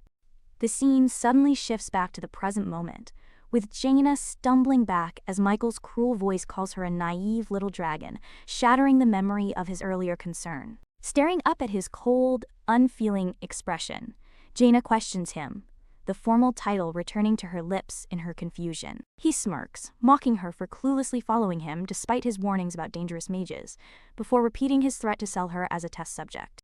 He warns her to stay still as he uses magic to lift her into the air. Jaina struggles against the spell, crying out in protest as she floats helplessly. He catches her in his arms but immediately staggers, clearly unprepared for how heavy she is. He's shocked by her weight. A loud crash echoes. Michael groans in pain, clutching his throbbing back after falling under Jaina's immense and unexpected weight. Jaina reminds him she weighs hundreds of kilograms, but he complains he thought that was pre-transformation, now using magic to hold her. She apologizes, blaming her sickness for her trouble controlling her weight. He dismisses her trick and tells her to be quiet. She tells him to put her down, but he just mocks her, and they devolve into a childish argument. Jaina finally gives up, deciding she can't talk to him, and turning away with a defeated sigh. Jaina thinks the original Michael would have stayed away if she was sick, wondering if he's amazed a dragon is ill. He suddenly stops walking. They arrive before a massive, ornately carved door that glows with a powerful, ethereal light, guarded by two robed figures who stand like sentinels, their faces hidden in shadow. While still holding Jaina, Michael orders one of the guards to prepare the teleportation magic circle. The massive doors creak open, revealing a blindingly bright light emanating from the chamber within. He begins casting the spell. Michael closes his eyes and mumbles the complex incantation, focusing his energy to activate the powerful magic. A brilliant flash of light erupts from the ground as the teleportation circle activates with immense power. Jaina looks on with wide-eyed shock as the powerful magic swirls around her, wondering if this is a magic gate, her small face marked with a scratch from the ordeal. She can't believe he can use the complicated teleportation magic so easily. Realizing it's true, he's one of the few geniuses in history, as they are enveloped in blue light. He adjusts his grip on her, telling her to hold on tight as the teleportation magic swirls around them. He looks down at her with a confident smirk, the blue light of the magic gate reflecting in his eyes. He announces that in a moment, they will be outside the magic tower, as the powerful energy of the gate pulls them through in a brilliant swoosh of light and magic. After the blinding flash of teleportation, they arrive at a sunlit, elegant building. Their destination unknown. A bell jingles softly. A smiling shopkeeper begins to greet them, her words cut short by the unexpected sight of her visitors. Michael steps into the establishment, still carrying the bewildered Jaina in his arms as they move forward. He has a determined look. Suddenly, a group of formally dressed women bow in unison, welcoming Chief Diamid Bellafanian with a surprising level of reverence and formality, stunning him into silence. He remarks on the very eager welcome as he gently slides Jaina down to stand on her own feet. A man in a sharp suit informs him they've been waiting and gestures for him to proceed this way. Michael glances back at Jaina with a smug smirk, clearly pleased with the grand reception he has just received. Looking exhausted and small, Jaina musters the courage to ask him the terrifying question that has been weighing on her mind. Is he really going to sell her off as a test subject? She calmly replies that she'd rather become a holy sword than a potion, because it's much cooler. Michael sighs in exasperation, remarking that she definitely takes after the Tower Master in that strange respect. He reassures her that he's not going to sell her off right away, which only confuses her more. The maids are completely captivated by Michael, swooning over him and eagerly wanting to make his clothes. They debate the best uniform for him, imagining him in blue to match his eyes, or red to bring out his beautiful features, meticulously planning shoulder straps that shine from every angle. One argues that a white uniform is a classic for a Prince Charming type, insisting they must capture his beauty and elegance, which is like a rose in summer. They decide to make them all. They declare they can't let such a handsome man rot away in the magic tower, getting overly excited. The fantasy shatters as Michael cuts in, telling them his visit today isn't for him, but for her. The maid is confused, protesting that today is for his palace ball outfit, but Michael remains firm. Michael suggests they simply cancel his fitting and make clothes for the little kid instead, but he hesitates. The maid doubts Princess Elia would approve. Michael complains his aunt just threatens him, but the maid retorts it's because he never visits Her Highness, leaving him frustrated. He grumbles that it's because she will only nag him. Jaina suddenly remembers a key detail. Michael is Princess Elia's nephew. Jaina reflects on Michael's ironic destiny caught between two immense powers. The great mage Dameid is his uncle, while the continent's greatest swordmaster, Princess Elia, is his aunt. She recalls more details from the novel, identifying Princess Elia as the biological mother of Roshan, the main character in The Blade of Revenge. Jaina remembers that Princess Elia and her own Aunt Vzice became close friends after they both joined the Devil King subjugation party. A dark premonition surfaces from her memory of the story. Princess Elia is an important character who is eventually murdered by Dameid. Jaina wonders if Michael knows this. She looks at him, questioning if he's aware that he is fated to contribute to his own aunt's death. Finally relenting with an exhausted sigh, Michael agrees to have just one outfit made for the ball. He warns them not to make dozens of outfits like last time, or he'll blow up the shop. The maid agrees and then asks Jaina to follow her. The maid begins to take Jaina's measurements, asking for her age while Michael watches over them. Jaina sniffles and tells them she's 10 years old, and Michael's expression remains unreadable as he listens. As the fitting continues, Michael announces he's stopping by the palace for a moment and begins to leave. With a sniffle, Jaina asks if he is going to see his aunt, Princess Elia, while he's there. He turns back with a sly smirk, clarifying that he's just going to the palace, not specifically for her. He instructs her not to wander off and to stay right where she is, and Jaina quietly agrees. Jaina's mind races as she processes his words, knowing that if he is going to the palace, then the main character of the story, Roshan, is probably there as well, a significant development in the plot.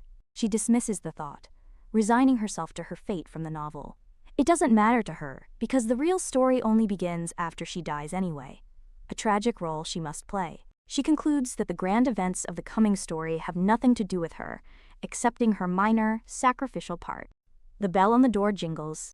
Michael returns from his trip to the palace, announcing his arrival to Jaina. Michael asks where she is, and the tailor informs him that Jaina is inside trying on her new clothes. He flops onto his sofa. While he waits, Michael's thoughts drift back to Jaina's earlier statement about her age, a detail that seems to bother him for some reason he can't quite place yet. He recalls the fitting, remembering the tailor's observation that she is much skinnier than other kids her age.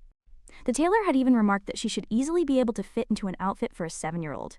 He grits his teeth angrily. He lets out a frustrated sigh, which confuses the tailor, as he grapples with the troubling implications of her age. The fact that a 10-year-old child is so severely malnourished and neglected clearly strikes a nerve, filling him with a sudden, unexpected rage and concern for her well-being. He can't reconcile her claim of being 10 years old with her tiny, frail body. Based on her appearance alone, he had initially thought she was 8 years old at the most. He winces as a painful question surfaces in his mind, wondering if she grew up all alone. The thought triggers a painful memory of his own past, a lonely scene in a rain-soaked cemetery, making him wonder if she's been alone for the past 10 years. He remembers standing alone in the pouring rain, a small, grieving boy left to face his loss by himself, and he wonders if her loneliness mirrors his own painful past. He considers that she might share the same blood as the Tower Master, his uncle Diamid. The memory shifts to another lonely moment from his childhood, sick and coughing alone in a large, empty room. His solitude was shattered when the door burst open, a cold voice demanding to know if he had finished his research. The young Michael flinched as his imposing uncle Diamid stepped into the room, his presence filling the air with dread. With a frosty, contemptuous glare, Diamid looked down at his sick, young nephew and coldly told him to stop being lazy, showing no hint of sympathy or familial warmth. Diamid's chilling words echoed in his memory, the Tower Master coldly stating that he didn't bring Michael there because they were family, but because he thought he could be useful. Michael knows his uncle is so cold-hearted there's no way he would take care of Jaina. He resolves that when they get back, he'll have to feed her something other than just scraps of bread. The tailor pulls back the curtain, calling for Chief Michael to see the results of the fitting. The tailor presents Jaina, explaining that the design of her new dress is very popular these days. The beautiful new dress dazzles with intricate lace and a delicate design as the tailor asks for his opinion. Michael looks on, completely dazed by the transformation, as Jaina asks if the new look is satisfactory for him. Jaina stands before him in a beautiful new dress, her appearance completely transformed from the neglected child she was before, surrounded by a radiant, almost magical aura of flowers and light. The sharp sounds of intense training echo. She strikes with powerful, practiced force. Pausing her training, she listens intently to a report, her expression turning serious and contemplative. Her attendant confirms that Michael visited the palace, a piece of news that stops her mid-stride. This is Princess Elia, who finds her nephew's visit incredibly strange, since he despises everything about the imperial family and normally avoids the palace at all costs. She presses for more details about his unexpected appearance, wanting to know his exact actions here. The news about a healing potion baffles her, as Michael could have easily acquired one from the alchemist at the magic tower instead of coming all this way. Elia questions if Michael himself was sick, but the attendant insists he seemed perfectly fine, deepening the mystery. Sensing there's more to the story, she waits as her attendant hesitates to reveal the final detail. The attendant finally explains the potion was for Michael's newly adopted younger sister, revealing a completely transformed and angelic-looking Jaina in a beautiful new dress. Michael is completely captivated by Jaina's transformation, a faint blush creeping onto his cheeks as he stares, momentarily speechless and flustered by the unexpected sight before him. Struggling to maintain his composure, he awkwardly claims the dress is fine while trying to downplay his reaction. The attendant and Jaina exchange a confused glance, both of them silently questioning his odd and dismissive behavior. The attendant presents a cheerful one-piece dress with a yellow forsythia theme. It's a bright color and cute design meant to highlight a youthful spring aesthetic, but Michael remains unimpressed. Next, Jaina models a two-piece sapphire dress designed to complement her brilliant blue eyes, its elegant style earning a slight, almost imperceptible nod of approval from the stoic Michael. Finally, she tries on a vibrant red dress accentuated with delicate frills and ribbons, but before the attendant can finish her description, Michael dismissively waves her on to the next one. Growing impatient with the seemingly endless fashion show, Michael leans in and demands to know why she isn't changing faster. Jaina notes that these are all the prepared dresses, wondering if Michael's constant dissatisfaction means he thinks they're not good enough for her. Suddenly, Michael declares he's seen enough of the tailored dresses and announces his surprising final decision to the shocked onlookers. He declares that he'll take all of the dresses they have in her size, leaving Jaina and the attendant utterly speechless. Overwhelmed by his generosity, Jaina quickly runs to stop him, insisting that she can't possibly accept all of these expensive dresses. Just as she tries to explain that a single dress would be more than enough for her, Michael silences her mid-sentence by pinching her cheek. He sternly tells her to be quiet while rummaging through his belongings, preparing to give her something else. Michael then presents the healing potion he acquired from the palace, its contents glowing with a vibrant magical energy. Jaina is stunned, recognizing it as an incredibly precious healing potion, created from holy water blessed by a high priest and enhanced by a skilled alchemist, making it exceedingly rare and expensive. To his utter disbelief, Jaina firmly refuses the invaluable gift, pushing the vial away and declaring that she doesn't want to drink it. An angry Michael demands to know why she would dare refuse him, while Jaina argues that the expensive potion and all the dresses are simply too much for her. With tears welling in her eyes, she explains that she only ever hoped for small luxuries, not this overwhelming display of extravagance. Leaning in close, Michael whispers to her, asking if she honestly believes he is doing all of this just for her sake. As the attendants bustle in the background, packing up their many purchases, he tells her to listen carefully to his real intentions. Michael reveals his true motive, explaining he's simply using his new, adorable sister as a convenient excuse. He's using her to escape his aunt and her entourage, adding the potion is only so she won't pass her cold to him. Jaina finds this ironic given how close he's standing. Now that she understands his reasoning, he orders her to open up and drink the expensive potion immediately. As she swallows the potion, a brilliant flash of magical energy erupts around her, enveloping her in a warm, sparkling light that courses through her entire body, leaving her momentarily dazed. The effect is instantaneous. Jaina realizes her body feels incredibly light and the soreness in her throat has vanished. Michael mutters to himself, observing that divine power works on her just like a human, despite her half-dragon heritage. He dismisses his thoughts and turns his attention back to Jaina, who looks up at him expectantly. With a sharp, menacing grin, he reaches towards her and gives her a stern warning not to get sick again. Instead of a threat, he playfully ruffles her hair, calling her an annoying little punk with affection. Turning to leave, he nonchalantly asks if she's all better now, leaving Jaina with disheveled hair and a pout. Michael tells her it's time to go home, and Jaina looks up at him, considering his words. The word home resonates deeply within her, and after a moment's hesitation, her heart flutters as she softly agrees. With her decision made, Jaina takes his hand and happily declares that they should go home now. They arrive back at the imposing castle, its towering spires piercing the magical night sky as clouds of mana swirl around its base, creating an ethereal and mysterious atmosphere.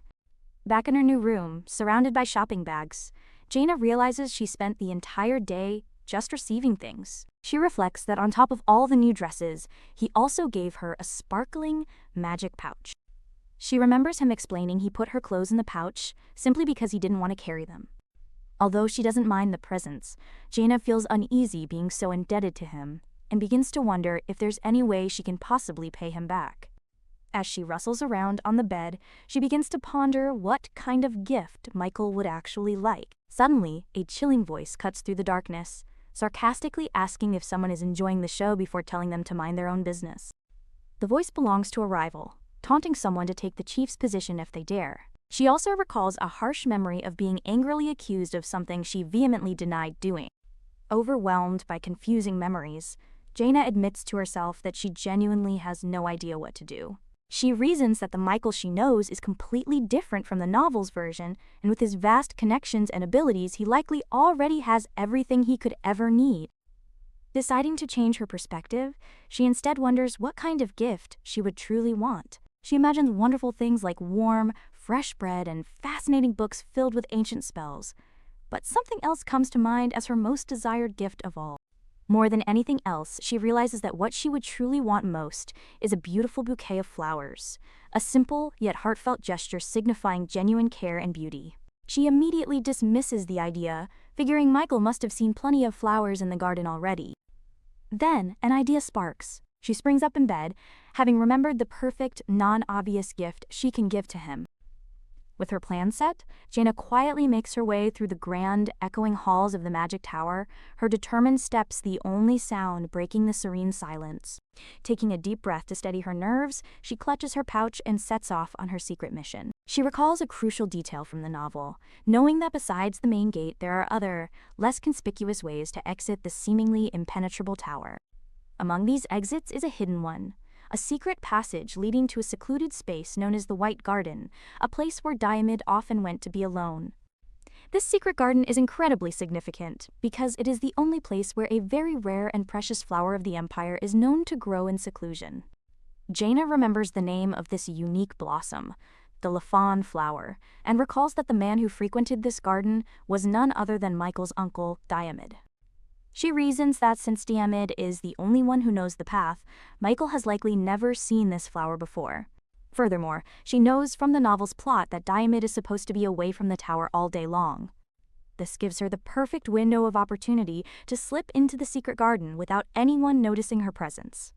However, as she approaches her destination, she finds her path blocked by two stoic guards, standing watch in the brightly lit hall, an unexpected obstacle in her careful plan. The hall is silent as the two guards stand their post, their unwavering presence a serious obstacle to Jaina's plan. Suddenly, a rattling sound alerts them. The grand doors hum with power, unlocking as a brilliant pillar of light shines from within the widening gap. With a rush of wind and a blinding flash of blue mana, a powerful figure emerges from the gateway, his long, dark hair and cloak whipping around him dramatically. The guards immediately bow their heads, welcoming back the man Jaina least expected to see, Dameid, who was supposed to be gone all day. After Dameid's unexpected return, a tense hush falls over the hallway as Jaina quickly retreats into the shadows. Forced to find another way, Jaina quietly makes her way to the second floor of the magic tower's wing. Here, she finds a seemingly ordinary door, but she knows from the novel that it's a clever illusion. Behind it lies only a solid wall, a dead end to the uninformed. She approaches the door cautiously. She halts before the entrance, knowing its true purpose only reveals itself when special activation conditions are met. Grabbing the doorknob, she steadies her nerves, desperately hoping she can get the activation sequence right on her first try. Closing her eyes, she focuses her mind on the first step of the activation ritual. She must stand perfectly still and clearly picture the white garden in her mind's eye. With the image fixed in her mind, she performs the final steps, whistling a specific tune while turning the latch. A bright light suddenly flashes. The illusion shatters, revealing not a wall but a breathtaking view of the hidden white garden, a sun-drenched sanctuary filled with fluttering petals and lush greenery that leaves her utterly speechless. Jaina looks around in awe, finding it hard to believe such a beautiful, hidden area exists within the magic tower. Her search is short, as she immediately spots a radiant bush of pure white flowers, the goal of her secret mission. She gazes at the Lashan flower, a gentle smile spreading across her face as she declares it the most beautiful thing she has ever seen in her entire life. Absolutely enchanted, she sits down amongst the glowing blossoms, momentarily lost in their ethereal beauty. Snapping out of her reverie, She reminds herself that this is no time for sightseeing.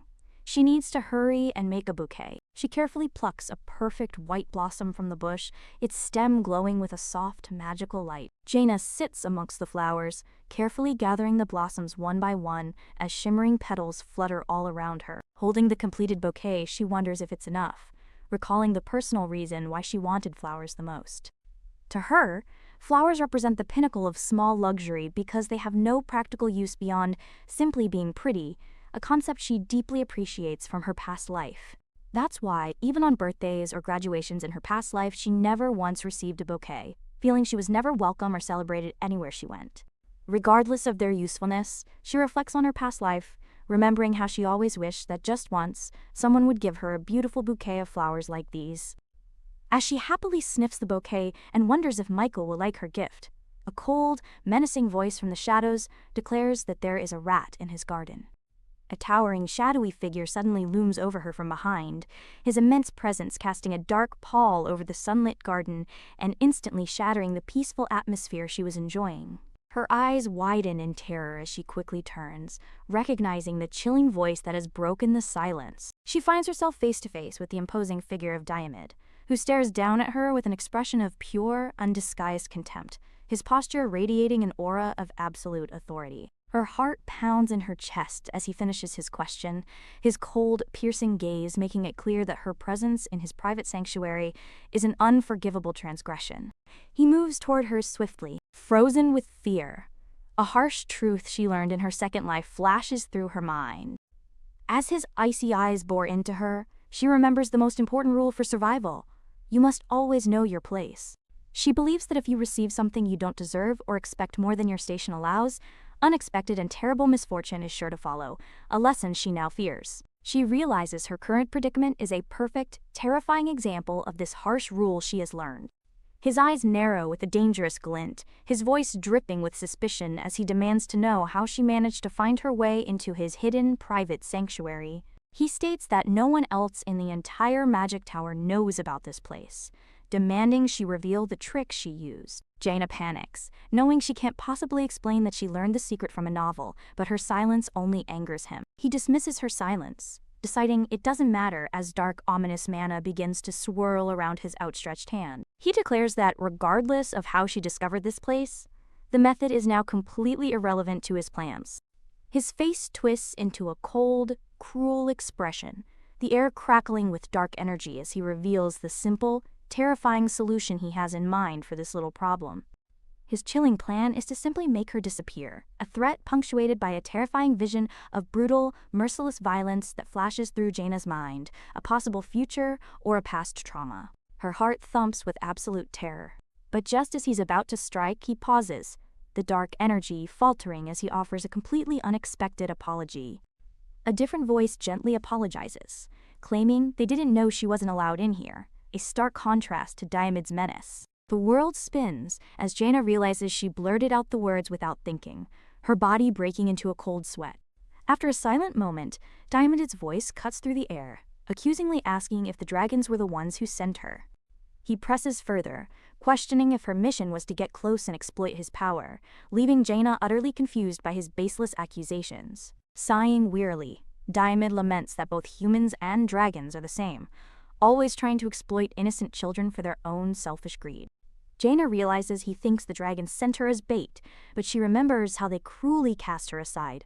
She quickly tries to correct his grave misunderstanding before he acts on it. She flinches as he scoffs at her claim, his disbelief clear as he repeats the word, mistaken, with pure scorn. He leans closer, his voice laced with contempt as he calls her words convenient, sneeringly asking if a sly tongue is a natural trait of her half-dragon race, revealing his deep prejudice. He turns away, his voice cold as he reminds her of a harsh truth he declared from the very beginning. The memory of her dragon father's cruel words echoes in her mind, "You're not my daughter." The devastating rejection causes her draconic power to flare, her eyes glowing with raw, untamed energy. Her hand droops lifelessly as she recognizes his expression. It's the same look of pity and dismissal she grew so incredibly tired of seeing throughout her entire previous life. She remembers her past life as bouquet, where potential guardians would make excuses, claiming their father was too tired to take on the burden of another person in their family. it never mattered what her circumstances were because their minds were always made up before she even finished speaking. After she told them her story, they would offer a hollow apology and leave, looking at her as nothing more than an inconvenience, just like Diamid is looking at her now. Realizing the parallel, she understands it's obvious Diamid won't believe anything she says, no matter what it is. So she decides to lie, claiming she simply got lost in the tower and happened to see the pretty flowers. She insists there was no other reason and apologizes for entering without permission, knowing deep down there's no point in telling him the truth since he is already predisposed to mistrust her. With newfound resolve, she decides she's done trying to be loved or expecting anything from others, promising both herself and him that she will never come back to this place again. Having said her piece, she declares that she'll just go now, turning her back on him to leave the garden. As she walks away, she glances back, feeling relieved that he didn't just kick her out of the magic tower. Just as she leaves, Diamid speaks a single name, Asherid, causing her to pause in her tracks. He muses aloud about dragons, recalling legends of their 1,000-year lifespans and immunity to diseases and curses. He then turns his sharp gaze on her, asking a pointed and cruel question: why did her mother die? He twists the knife further, cynically questioning if it's even true that her mother is really dead. Jaina remains silent, stunned by his cruelty as he moves past her with a swish of his cloak. She admits she isn't sure since she doesn't remember much, but suggests that if her mother lied, there must have been a very important reason for it that she simply couldn't share, defending her mother's memory with unwavering loyalty despite her own uncertainty. She continues walking away now. Her heartfelt defense strikes a chord with Diamid, whose expression softens as he thoughtfully repeats her words. As Jaina walks away toward the small greenhouse, Diamid watches her departure, his mind still reeling from their encounter. He considers her words about her mother, but quickly scoffs, dismissing the entire notion as a laughable, pathetic farce. He touches the brooch on his chest, recalling how sincere Jaina's mother was when she attacked him 11 years ago. His thoughts, however, inevitably return to the perplexing child he just met, and her strange resilience. He finds it remarkable that she seems completely fine after facing his intimidating energy head-on, also noting how strangely calm she was for her age when they first met. He remembers their first encounter, when he had examined the small, seemingly fragile child who showed no fear. The reason for his deep-seated irritation finally surfaces. It bothers him immensely how much Jaina takes after her mother, a woman he clearly despises, their resemblance being both uncanny and deeply unsettling. Suddenly, a powerful energy throbs violently within him, as magical chains manifest while he struggles to contain a glowing orb. The surge of power is too much, causing him to stagger back in immense pain. Clutching his fist in agony, he grits his teeth and questions why this painful phenomenon is happening again. He questions why he sometimes feels this sharp pain when thinking about her. Even after he supposedly sealed away all of his emotions long ago, his mind flashes back to the past, to a time when a woman with long dark hair, Asherid, sat with him in this very garden. She had told him a fundamental secret of her kind, explaining with a bright smile that dragons can only bear a child with the one they truly love. A younger Diamid, clearly surprised by this revelation, questioned the very idea of a child being conceived only through true love. Gently stroking his hand, she explained that because of this, every dragon in the world could be considered a precious fruit of love. She had smiled radiantly, finding the notion incredibly romantic, and even musing about the possibility of them having a child together one day. The memory fades, and back in the present, Diamid's expression hardens as he coldly declares that Jaina is not his child. He reasons with bitter certainty that the woman who abandoned him, who couldn't have truly loved him, would have never been able to bear his child. His logic is absolute. There's simply no way a child could have been born from a woman who didn't love him. His fist clenches tightly, dark, unstable mana swirling around it as his painful memories and internal conflict manifest physically once more. He tells himself to stop getting caught up in old emotions, claiming the only reason he hasn't destroyed this garden is because it's not even worth the effort. With a final, dismissive declaration, he turns and walks away, leaving the painful memories of the garden behind him. Meanwhile, Jaina finds Michael and presents him with a beautiful bouquet of the rare Lishan flowers she gathered. Peeking out from behind the large bouquet, she shyly asks if he will accept them, admitting they aren't much. Michael is taken aback by the unexpected gift, asking why she's giving them to him, She explains they're a sign of her gratitude, as she's only ever received things from him.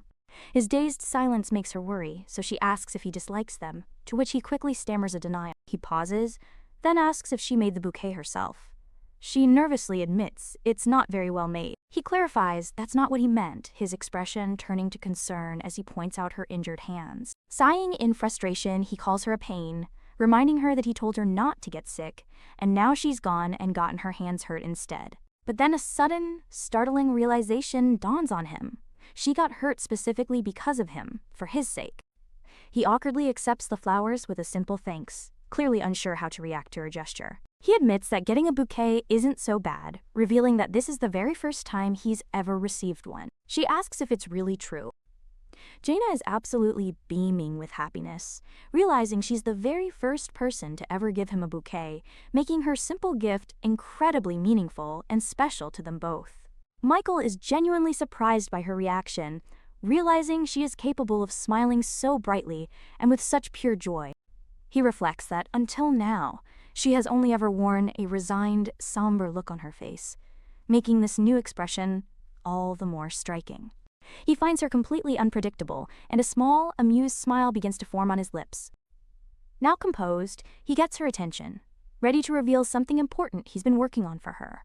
He reveals that he is developing a powerful magic spell for paternity tests, and once it's complete, the Tower Master will have no choice but to officially recognize her as his daughter. Jaina is completely baffled by his revelation, wondering why on earth he would go to such incredible lengths for her. Michael questions her confusion, explaining that she's not yet an official member of the Magic Tower. This means if anything ever happened to her, he wouldn't be able to help in an official capacity. He adds that while the Tower Master dislikes disruptions, she'll need a father's protection in the future. He stresses that in the future, she is definitely going to need a father to protect her. Jaina replies that while she doesn't approve of everything about dragon culture, there is one thing she likes. She reveals that in dragon society, there is no concept of a father, leaving Michael utterly bewildered. He questions how that's possible, but she explains it's metaphorical because the dragon race is matriarchal. From a dragon child's perspective, the father isn't the one who carried them for 10 months, so there is simply no special reason to consider them important in the same way. Michael's hand twitches around the bouquet as he processes her startling declaration that she doesn't need a father. His expression turns somber as he states that he never had a family from the beginning anyway. She looks at him with sad, determined eyes, clutching her chest as she declares that the only person in the entire world she can truly count on is herself. Her words leave him speechless. Jaina tilts her head, questioning his sudden silence and the somber look on his face. Michael's heart throbs with a painful, familiar emotion as he desperately wonders why this 10-year-old child is saying such heartbreakingly resigned things about her own life. He thinks she should be crying and throwing tantrums like a normal child, not acting so unnaturally composed and self-reliant as if she's already given up on everything. He clenches his eyes shut, frustrated, because it's like she already expects to just disappear one day. He suddenly dismisses her entire philosophy, bluntly stating he doesn't know or care about any of that crap. Turning his back on her, he declares that she can do whatever she wants, because he's gonna do what he wants. Jaina is left completely confused by his sudden outburst, wondering why he's so angry again after their nice moment. She believes he doesn't need to go out of his way to worry about her, because, even with his unexpected kindness, nothing can change the grim, inescapable reality of her future. The reason for her resignation is a dark, inescapable fate. When she turns 17, her draconic lineage will fully awaken, transforming her into a monstrous, winged creature against her will. Worse still, she knows she is destined to die at the hands of her own kind, a fate that casts a long shadow of loneliness over her as she walks through the silent hall. The cuts on her hands, which she hadn't noticed before, suddenly begin to sting with a sharp pain. Now that she's aware of the injury, it throbs painfully. She knows people might think she's foolish, but keeping her distance from everyone is for the best. She has only been given 7 more years before her inevitable transformation and prophesied death. Because her time is so precious, she refuses to waste it on useless expectations of love or family, which she views as a gilded cage, and she can't afford to become any greedier for affection. She must maintain this emotional distance. Her lonely walk is interrupted by a man who stops her, remarking with surprise that Chief Michael even receives bouquets. Finding the idea quite unbelievable, a sinister smile spreads across his face as he reaches out towards her. The man corners her, his voice dripping with malice as he observes that the little child is finally all alone, his intentions clearly threatening as a new danger emerges from the shadows. The sinister man corners Jaina in the empty hallway, his smile unsettling as he notes that she is finally all alone. Jaina is startled by his sudden appearance, her mind racing as she wonders just how long he's been standing there. She finds it impossible that her dragon senses wouldn't have noticed him this close, but he simply smirks and asks if she remembers him, calling it an honor. A chilling realization begins to dawn on her as she processes how he could have remained completely undetected. She realizes he must have used magic to hide his presence and wait for her, and she confronts him, demanding to know what he wants. He feigns contemplation, mockingly wondering why he came looking for her, his unsettling smile widening with amusement. Clenching her fist, Jaina's instincts scream at her that he is definitely planning something awful for her. The man chuckles with anticipation, revealing that he has been waiting for this very day for a long time. Looming over her, he confesses with a sinister grin that he has wanted to speak with her alone for a long time. He explains that his plans were always thwarted, because up until now, she has always had Chief Michael by her side. He adds that sometimes she was with Lady Helvenia, and even then, he tried to listen in on what was happening between them. He bites his thumb in frustration, remembering how he couldn't hear anything because of a powerful soundproof barrier. This got him thinking, wondering why Michael would need a soundproof barrier just to talk with a little child. He sinisterly asks what kind of secret she could possibly be hiding. Jaina feigns ignorance, stating she doesn't know what he's talking about or why he is confronting her now. He reminds her how she ignored him before, treating him like an insignificant ant. He then reveals his knowledge, sneering that she can hear him now, his quote, lofty little dragon. His words hit her like a physical blow, her heart thumping in her chest as she's stunned into silence. Tears well in her eyes as she desperately wonders how he could have possibly found out her secret, while he just laughs. He circles her like a predator, taunting her by saying she looks curious and asking how she thinks he knows. He reveals the source of his knowledge, stating that he knew all along because of the specific cloak she is wearing. He explains that the emblem on it is the symbol of an ancient dragon race. Jaina turns, realizing with a jolt that he's talking about the cloak her mother left behind for her. He taunts her, saying if she had known the cloak's significance, she wouldn't have worn it so brazenly in the human world. He explains that he just happened to see the ancient dragon emblem in an old document he found in the library, confirming his long-held suspicions about her true nature. He gloats with a sinister grin, stating there's no other reason why such powerful people would care about a seemingly ordinary child. He leans in, demanding to know what she offered them in exchange for their protection, promising not to hurt her if she tells him. He speculates wildly, asking if she offered her hair, blood, or even one of her strong dragon teeth, but Jaina denies they wanted anything from her. Her denial sends him into a rage, and he furiously shouts that she is a liar. He suddenly grabs her arm, his desperation showing, as he demands her blood for a research assignment he must pass to avoid being banished. His eyes glare with a menacing mix of pleading and threat, his sanity clearly slipping as he pressures her into helping him, believing she has no other choice but to comply. Jaina sees the utterly crazed look in his eyes and knows with chilling certainty that she needs to get away from him immediately. He tightens his grip. He reveals he anticipated her struggle and used a spell to strengthen his grip. Brandishing a pair of scissors, he decides her hair is too short and he'll take it later when it's longer. Her hand transforms into a claw. As he prepares his tools, her free hand twitches, transforming into a monstrous, black-clawed appendage, a partial manifestation of her draconic power. She strikes with her transformed hand, her sharp claws rake across his face. Blood splatters from the deep gashes on his face as he curses himself for getting careless with his prey. Jaina glares back defiantly, her expression fierce and unwavering despite the dangerous situation she is in. The syringe he held clatters uselessly. He falls to the ground, stunned and furious at her counterattack, while Jaina takes the opportunity to kick him away. She sprints away as he screams. Jaina panics as her attacker's heavy footsteps echo behind her, realizing she can't use dark magic to hide since it's still daytime. Dashing down the corridor, she glances back nervously, desperately trying to decide if she should risk leaving the wing to find help. She recalls a chilling warning that dragons are considered a very precious ingredient to humans, a dangerous truth she now fully understands. She quickly dismisses the idea of seeking help, realizing with terror that if the other mages discovered her true identity, they would hunt her down, just like her current pursuer. Knowing they would try to capture her, she pushes herself to keep running, her only thought being to find a safe, isolated place where no one can find her. Then, a brilliant idea strikes her with the force of a revelation. The White Garden, the secret secluded sanctuary she had just escaped from, is her only hope for safety. She realizes, with a surge of hope, that her attacker, Mobin, won't be able to find her there. She races towards her goal. She scrambles, almost there now. Finally, she reaches the grand staircase leading to the second floor, the hidden door to her sanctuary now tantalizingly within reach. She grabs the doorknob desperately. Taking a deep breath, she prepares to perform the final step of the activation sequence to escape. However, her courage falters as she remembers Daimid's cold, menacing voice echoing in the very garden she seeks to enter, his threat making her flinch away from her only escape route. His cruel and dismissive accusations flood her mind, the memory of his prejudice and contempt paralyzing her with fear and indecision as dark thoughts swirl around her, trapping her in place. Recalling his chilling threat to make her disappear, she realizes with dawning horror that she can't go back in.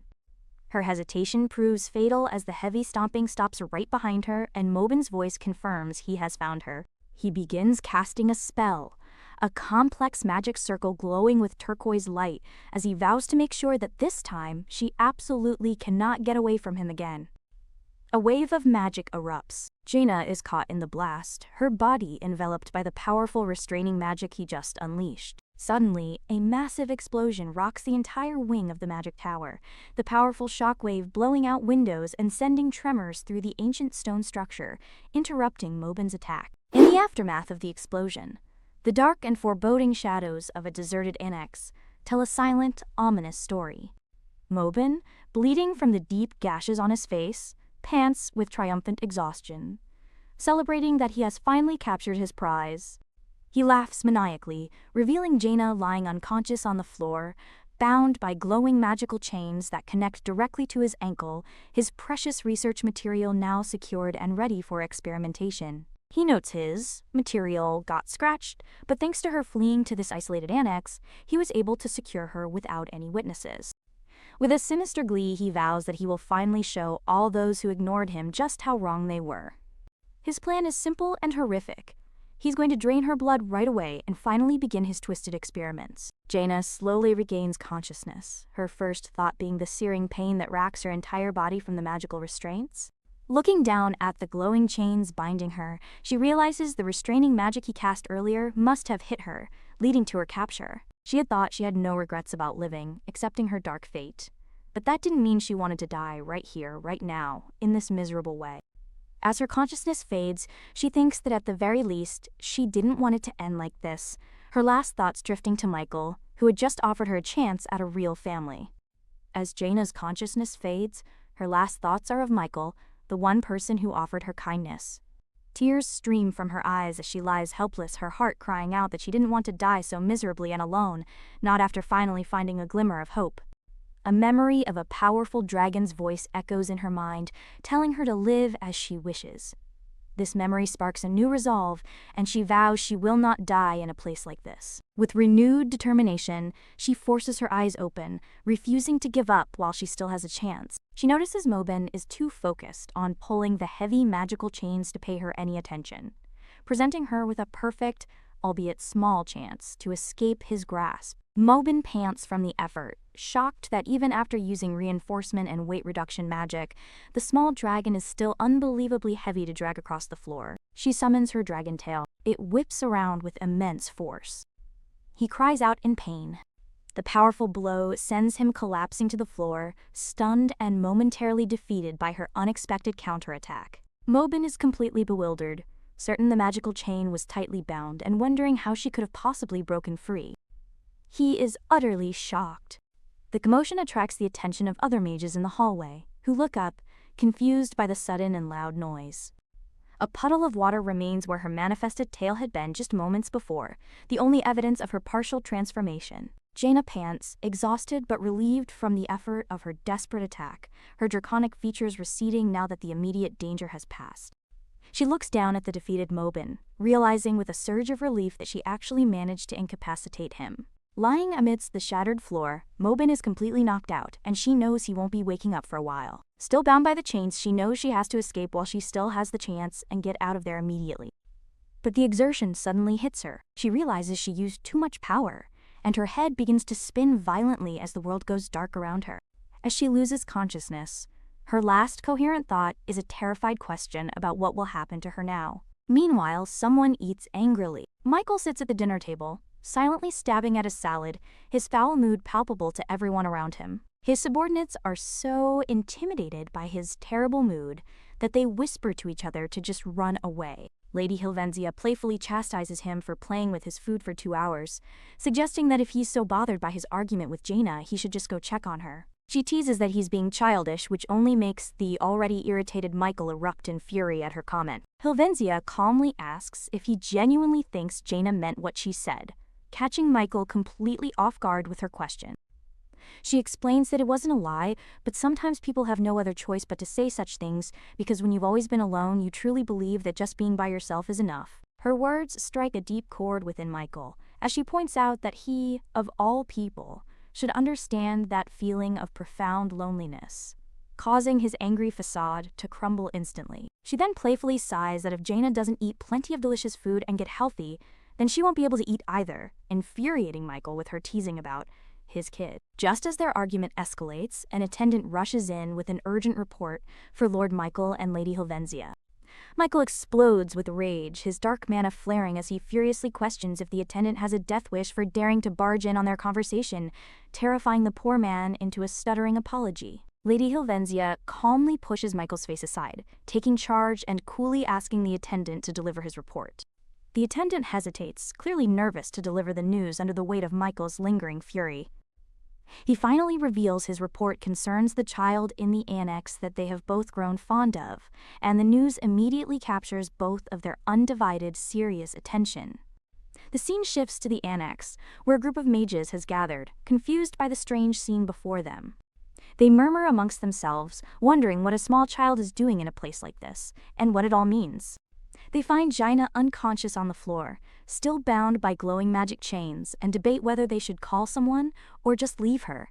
One of Michael's subordinates arrives, analyzing the scene and noting the strong restraining magic and the bruises on the child. He declares it a clear case of abduction, just as Michael arrives, his expression darkening with fury upon seeing Jaina's state.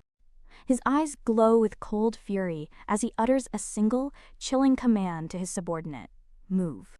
The terrified subordinate apologizes profusely as Michael strides past, his focus solely on the scene ahead. His heavy footsteps echo in the now silent hall as he walks towards Jaina's still, chained form. He stops before her, his cold fury intensifying as he takes in her bruised and bound state.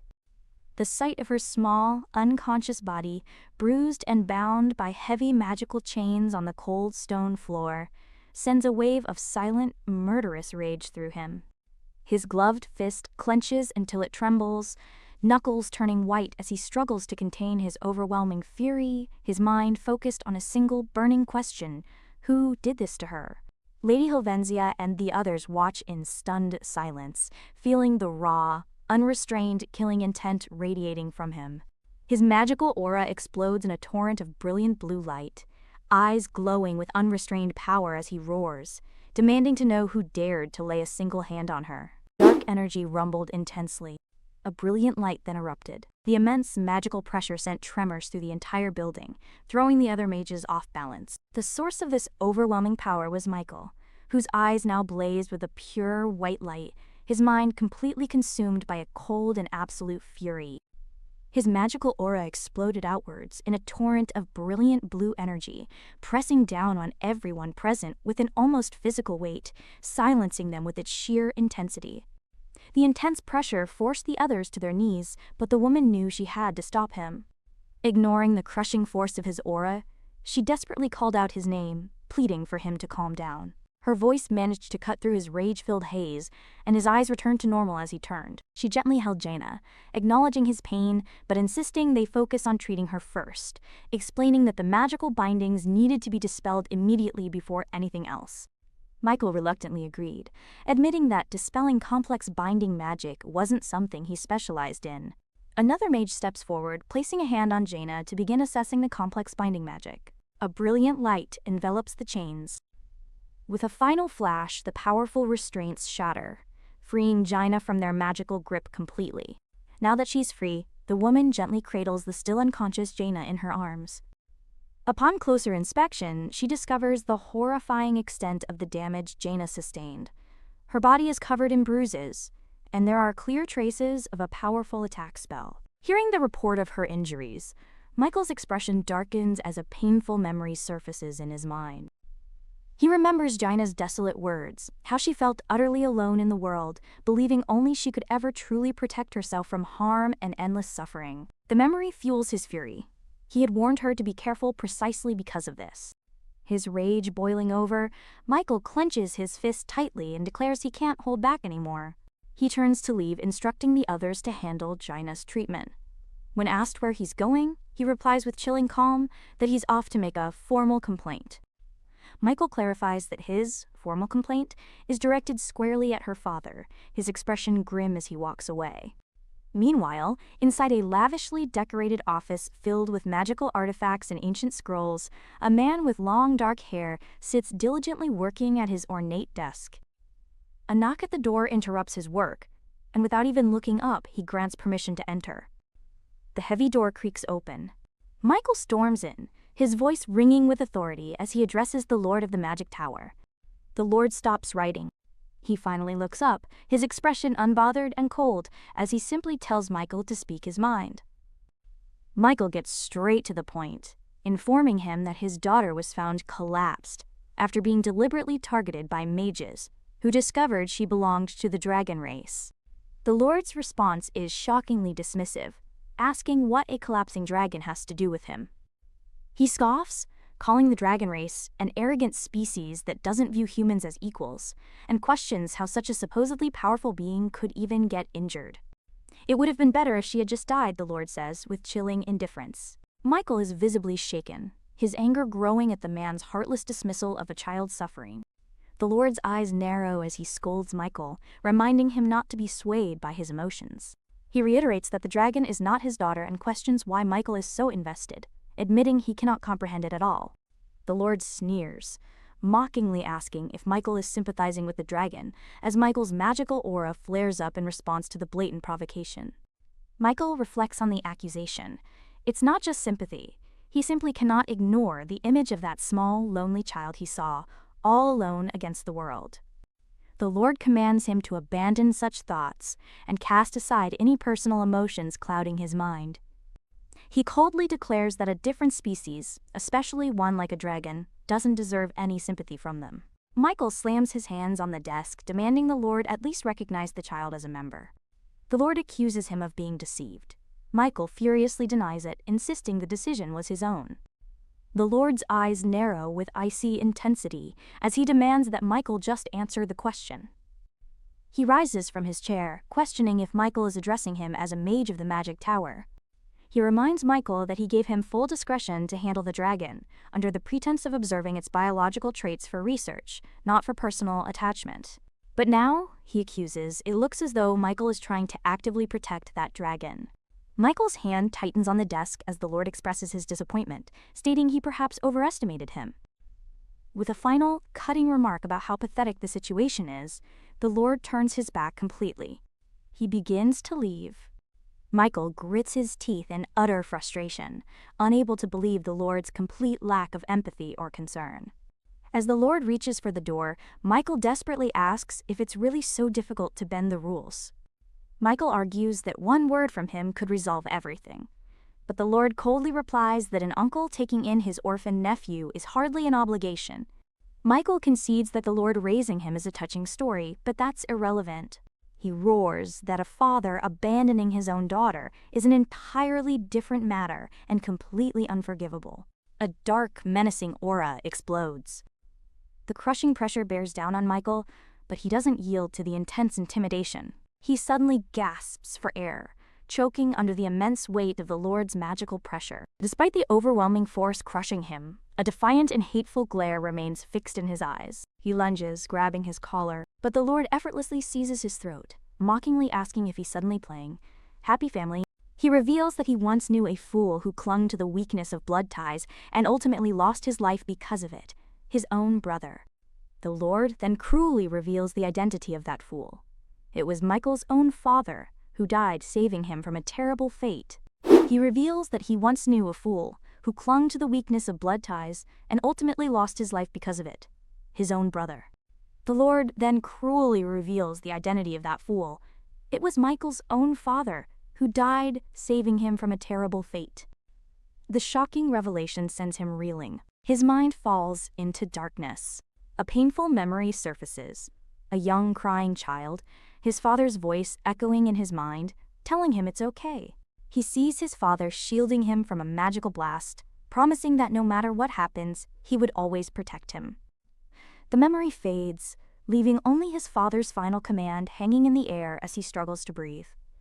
The Lord watches him choke and struggle, his expression devoid of any pity or remorse for his nephew. He finally releases his grip. As Michael collapses to the floor coughing, the Lord chastises him for being weak, yet wasting his energy worrying about someone even weaker than himself. Gasping for air on the floor, Michael is left completely stunned and reeling from the brutal confrontation. He slams his fist. He curses his own weakness, feeling just as powerless as he did when his father died, lamenting that he couldn't protect the small child with his own hands. Meanwhile, Jaina rests peacefully in a warm bed, slowly recovering from her traumatic and exhausting ordeal. A woman with long, silver hair sits quietly at her bedside, keeping a silent, watchful vigil over her. As she observes the sleeping child, her expression is thoughtful, her mind carefully piecing together the events. She quickly deduces what must have happened, recalling the Magic Tower's strict law against inciting chaos. However, she knows the Tower's merit-based system allows some mages to bend this rule during the intense research submission period, connecting this loophole to Jaina's draconic secret. She correctly concludes that these mages must have approached Jaina with the vile intention of using her as a subject for their own cruel experiments. With the full picture now clear in her mind, she wonders if she should be the one to deliver punishment to the mages who broke the law. She clenches her fist, contemplating the Lord's inevitable reaction and doubting he would simply let this incident slide. She realizes this situation is far more complicated than just blood ties.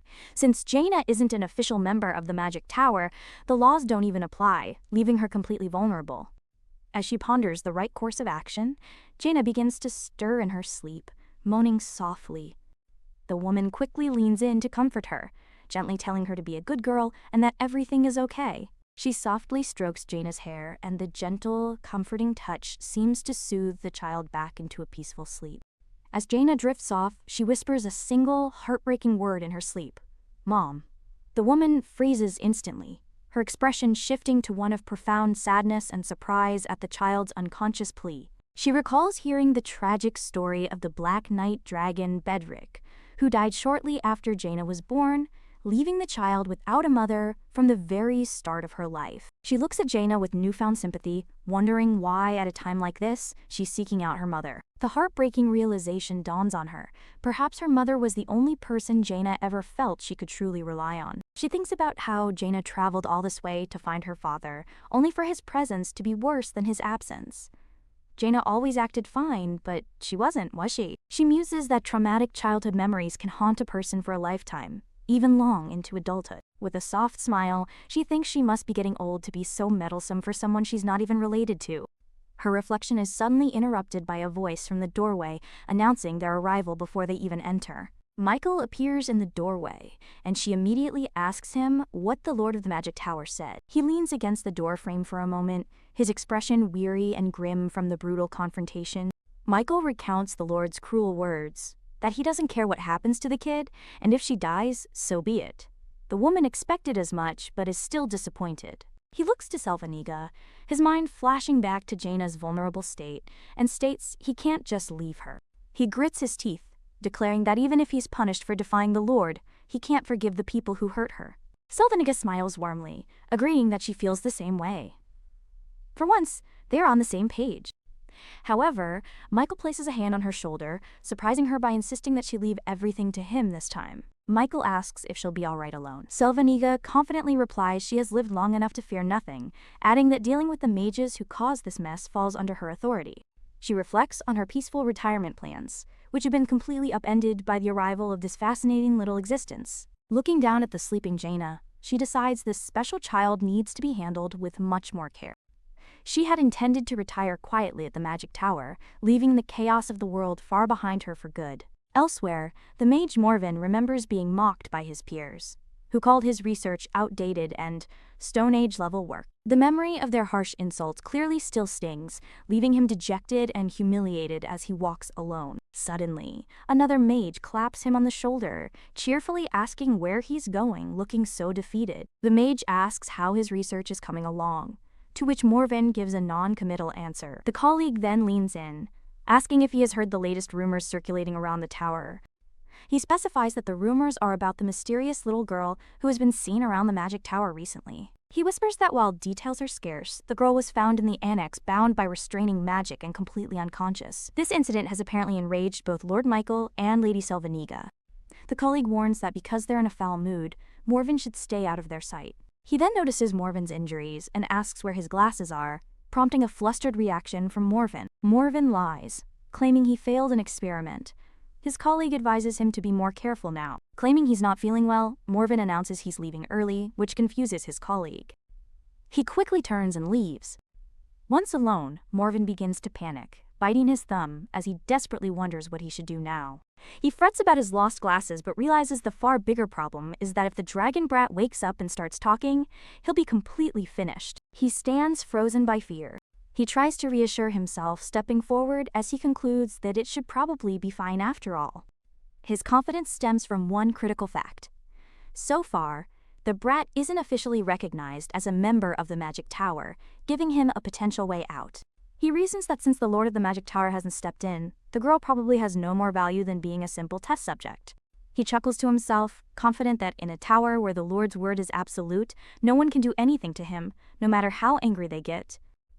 As he thinks about silencing the brat, a voice cuts through the air, calling out his full name, Morven Clarf. He whips around, startled. There stands Selveniga, bathed in a brilliant turquoise aura, her eyes glowing with power as she offers a sweet but utterly terrifying smile and asks, "Right?" Morven whips around, startled by the sudden, sharp call of his full name, his eyes wide with disbelief as he sees who has appeared behind him. There stands Selveniga, bathed in a brilliant turquoise aura, her eyes glowing with power as she offers a sweet but utterly terrifying smile and asks, "Right?"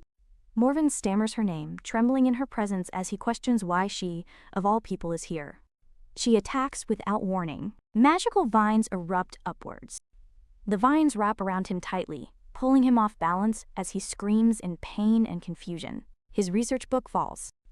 Suspended helplessly in the air by the thorny vines, he tries to cast a spell to free himself, only to discover in horror that his magic isn't working at all. He stares in disbelief, shocked that a mage who supposedly only cooks food for the Magic Tower possesses the incredible ability to completely neutralize magic, a power he never imagined she had.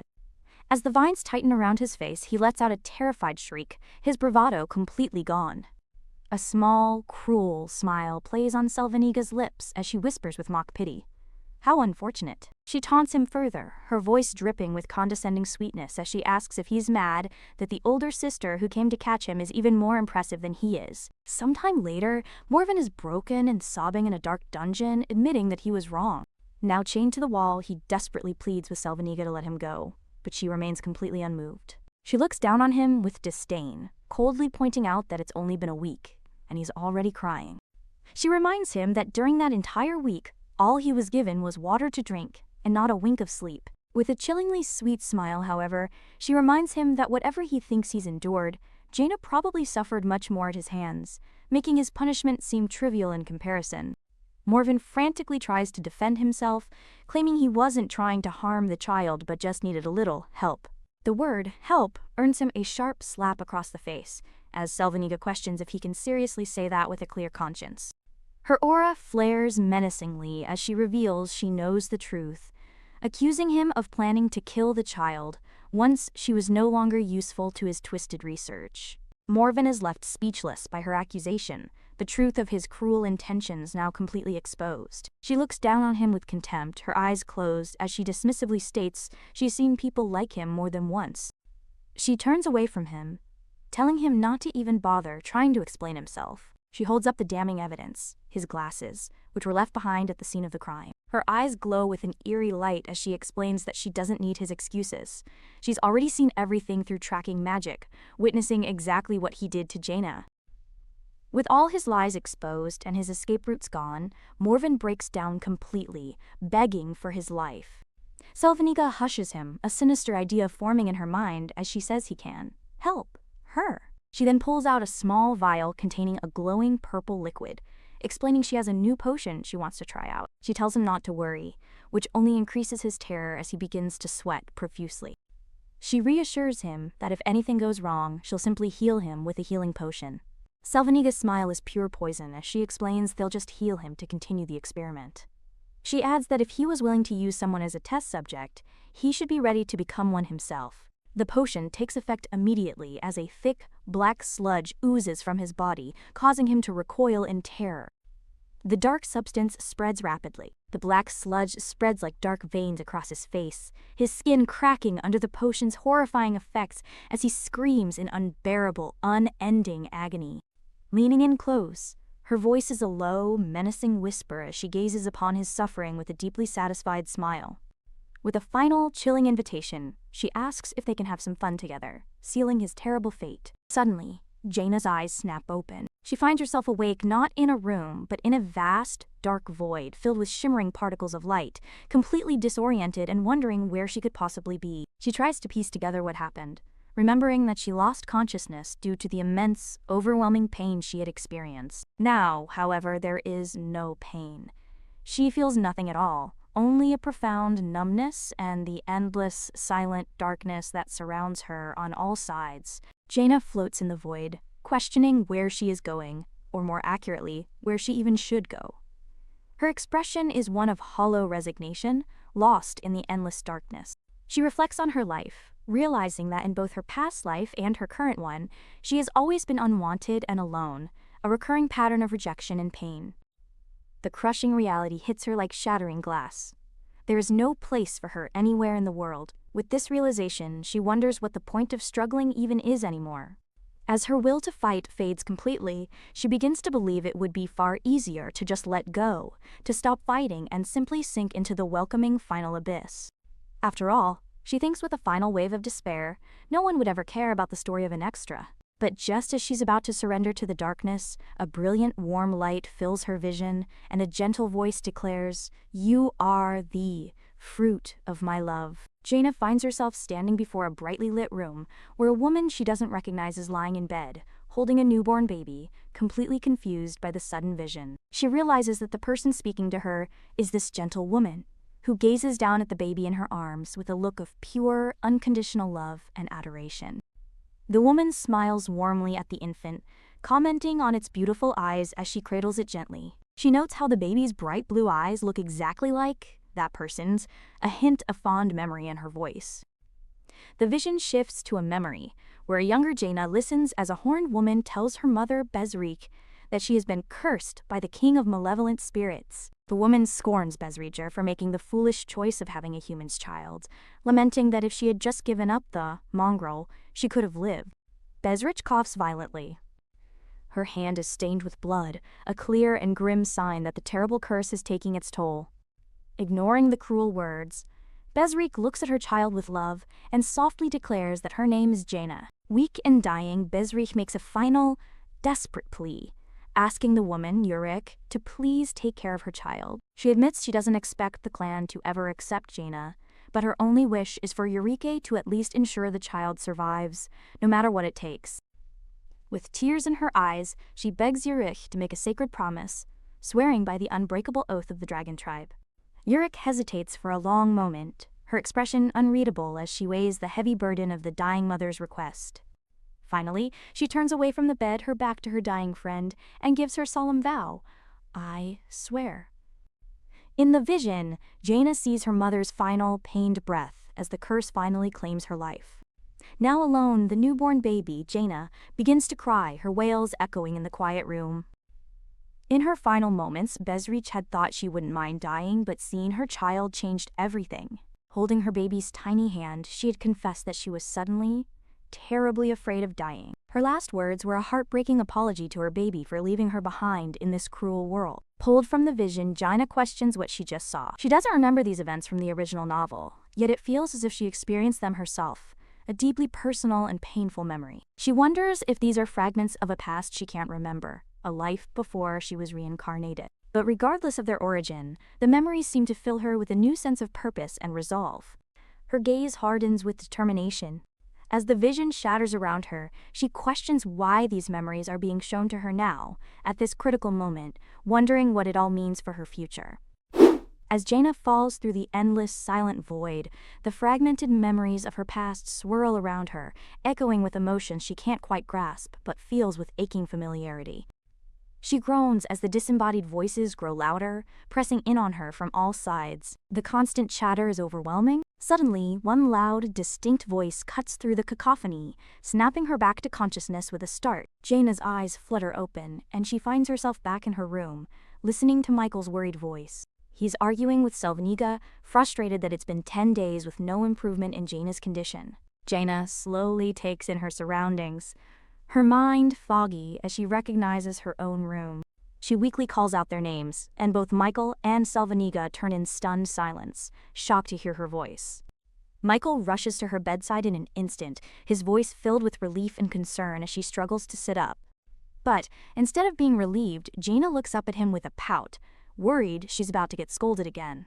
Before she can say another word, Michael pulls her into a tight, desperate hug, overcome with emotion. Completely taken aback by the sudden display of affection, Jaina stammers his name in utter confusion.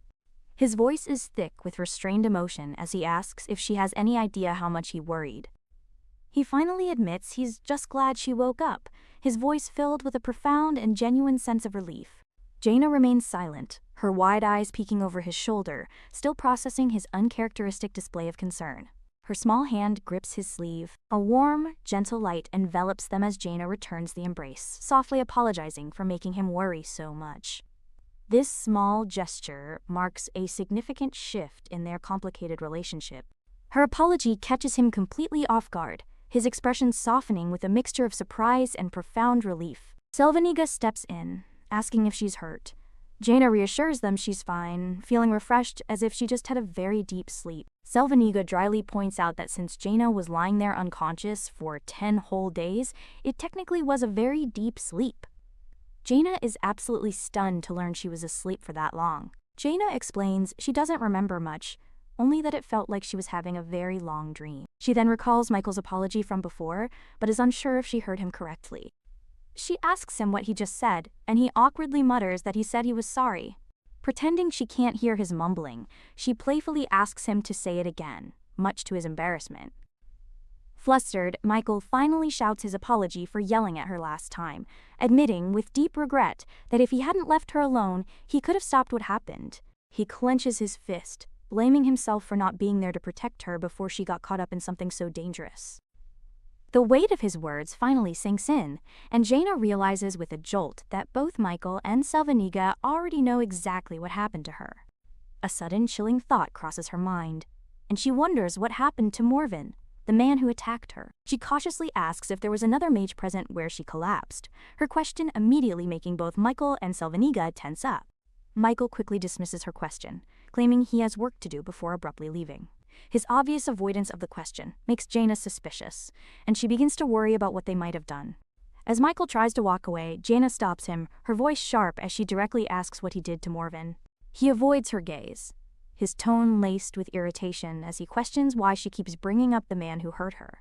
Jaina insists that she needs to meet him in person, but Michael immediately shuts her down, stating, "That's not happening." Helvenia steps in, calmly informing Jaina that even if she tries, she'll never see him again, reassuring her that they've already taken care of everything. Jaina challenges him, asking if the Tower Lord approved of their actions. Michael stammers out a less than convincing, "Of course!" She points out that she's not even a member of the Mage Tower, questioning their authority. Michael dismissively tells her it's an adult matter she doesn't need to know. She grabs his cloak. Fed up with his evasiveness, Jaina declares that if he won't tell her, she'll go ask the Tower Lord herself, and turns to leave. He slams his hand against the wall, blocking her path. Michael yells, worried she'll get hurt running off like that, but Selveniga calmly tells him to let her be. Selveniga apologizes for lying and confesses the truth. They punished Morven without the Tower Lord's permission. Jaina isn't surprised by the confession, admitting quietly that she already suspected as much. A heavy weight of guilt settles on her as she realizes they took unnecessary risks for her sake. She turns to them, her voice firm as she expresses her genuine gratitude for everything they've done. However, she then sternly asks them to please not do something so reckless for her again. Jaina looks at her with a newfound resolve, telling them they don't have to worry about her anymore. She declares with quiet confidence that from now on, she will be fine, all on her own. As rain begins to fall outside, casting a gloomy pall over the magic tower, Jaina's words hang in the air, creating a heavy and somber atmosphere inside the room. Michael and Selveniga exchange a worried look, both unsettled by her sudden, detached declaration of independence. Michael runs a hand through his hair in frustration, letting out a sigh of disbelief and exasperation. Michael storms off, frustrated. Selveniga sighs, lamenting that after all their progress, they are now back at square one. Selveniga looks on with a complicated expression, understanding Jaina's desire for independence but feeling the sting of her words. She admits to herself that anyone would be hurt by that, acknowledging that even she feels a little wounded by Jaina's sudden declaration. But then, her expression shifts from hurt to something more contemplative, a new idea beginning to form in her mind. She thinks back to Jaina's words. After everything they've been through, for the child to tell them not to worry. How could they not worry when she seems so incredibly fragile? A warm smile spreads across Selveniga's face, finding Jaina's fierce independence endearing. She thinks the child has a certain small animal charm. Her resolve renewed, she accepts the challenge with a playful and determined smile. She wonders what she needs to do this time to finally earn the trust of her little squirrel. The air is filled with the lively calls of vendors advertising their goods, from magical candies to last-chance discounts on their wares. Michael navigates the crowded streets, grumbling to himself and wondering why that old hag Selveniga suddenly called him out here. Suddenly, he spots something unexpected. Standing right there in the middle of the market is Jaina, who seems just as surprised to see him. Completely bewildered by her sudden appearance outside the tower, he can only manage to ask why she is here. Jaina explains that Lady Selveniga asked for her help buying ingredients, but she got lost. She then asks what he's talking about, clutching a list in her hand. Michael is equally confused, stating that Selveniga also made plans with him and clearly wrote the meeting place on the note. But as he looks closer, he realizes the map has vanished, replaced by a cheeky drawing of Selveniga and a message telling them to enjoy their time together. The truth dawns on him with infuriating clarity. Selveniga has played them both, setting them up on a forced outing. He realizes he's been completely duped by her clever scheme. An awkward silence hangs between Michael and Jaina as they navigate the bright, bustling market, both clearly unsure of what to do now that they've been tricked into this outing. The dense crowd jostles Jaina, causing her to bump into a passerby, and she quickly apologizes. Michael watches with a stony expression, his irritation at the entire situation simmering just below the surface. He remains silent, his expression unreadable as he internally curses Selveniga's meddling and this forced, uncomfortable proximity. Finally, he lets out a long, frustrated sigh, pushing his hair back as he resigns himself to the situation. He turns to Jaina, getting her attention with a gruff but not unkind tone. Michael extends his gloved hand towards her, instructing her to take it so that she doesn't get lost again in the overwhelming crowd. Jaina looks at his outstretched hand, her large eyes filled with surprise and a hint of uncertainty at the unexpected gesture. After a moment's hesitation, her small hand gently takes his, and she quietly thanks him, a warm light seeming to surround the simple, heartfelt connection. As they walk hand in hand, Michael quickly clarifies that he's not going along with the old hag's plan, but is merely taking her on a leisurely stroll to keep her safe. Michael justifies the outing as training, saying she needs to learn about the human world. Jaina plays along, not buying his excuse. Deciding to make the best of it, a man asks if there's anything fun for a kid to do. Jaina looks up excitedly, but Michael is completely caught off guard by the sudden suggestion. Michael calls out to Jaina, getting her attention as she looks up at him with wide, curious eyes. With a mischievous grin, he points towards a nearby stall and asks if she knows how to throw darts.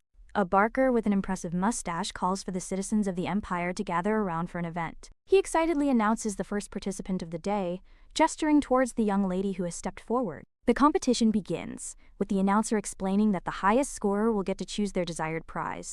Jaina steps up to the line, holding the small dart in her hand as she prepares to take her first throw, the eyes of the crowd fixed squarely upon her small figure.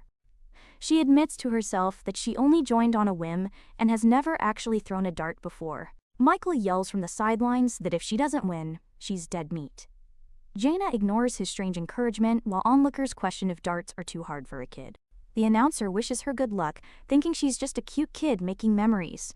Jaina, however, focuses with an intense, cold expression, her eyes glowing slightly. She throws with incredible speed. Bullseye, 100 points. She hits another perfect bullseye. Unbelievably, her third dart splits the previous two, landing dead center for 3 consecutive bullseyes. Her precision is not just skill, it's a terrifying display of supernatural accuracy, leaving no doubt about her victory. The crowd erupts in disbelief as the announcer declares a new top contender with a record-breaking score. Onlookers wonder if she's been practicing her whole life, shocked by her skill. Michael, however, simply smirks with pride, thinking to himself that this is how his younger sibling should be. A smug man in the crowd turns to taunt his friend Dartrish, asking what he'll do now. He reminds his friend of his earlier boasts about winning the competition to buy booze with the prize money. Furious at being shown up, Dartrish refuses to accept defeat at the hands of a little kid. He angrily declares that he will wipe the floor with her in no time, his pride clearly wounded. The announcer calls up the next challenger, and the crowd cheers, eager for more entertainment after Jaina's incredible display. The next challenger is none other than Dartrish, the previous dart competition champion, who makes a dramatic entrance, clearly intending to reclaim his title from the young upstart. Dartrish scoffs at Jaina's perfect score, dismissing her incredible display of skill as nothing special at all. He trips and falls flat. Lying on the ground, he's completely bewildered, unable to comprehend how he could have possibly just tripped. He quickly scrambles to his feet, muttering about how ridiculous it is that he made such a clumsy mistake. From the crowd, Michael smirks with satisfaction, a faint blue aura swirling around his hand, revealing he was the one who secretly used magic to trip the arrogant challenger. He pushes him again. The crowd erupts in laughter at his clumsy attempts, mocking his failures as the match is officially decided. With Dartrish lying defeated on the ground, the announcer triumphantly declares the adorable young lady as the winner of the dart competition, to the roaring approval of the crowd. The announcer confirms the champion can choose any prize, while the humiliated Dartrish sobs in the background. The announcer gestures toward a table laden with valuable prizes, asking the young champion what she will choose. The prizes are incredibly valuable, including a magic vault imbued with mana and other specialized magical devices that sparkle invitingly, each one a treasure for any mage. Jaina thoughtfully considers the dazzling array of options, concluding she doesn't really need any of these fancy things. After a moment of thought, she points decisively towards something off-screen, declaring she'll take that one, surprising the announcer. The announcer turns to see what she's pointing at, his expression shifting to one of complete shock and disbelief.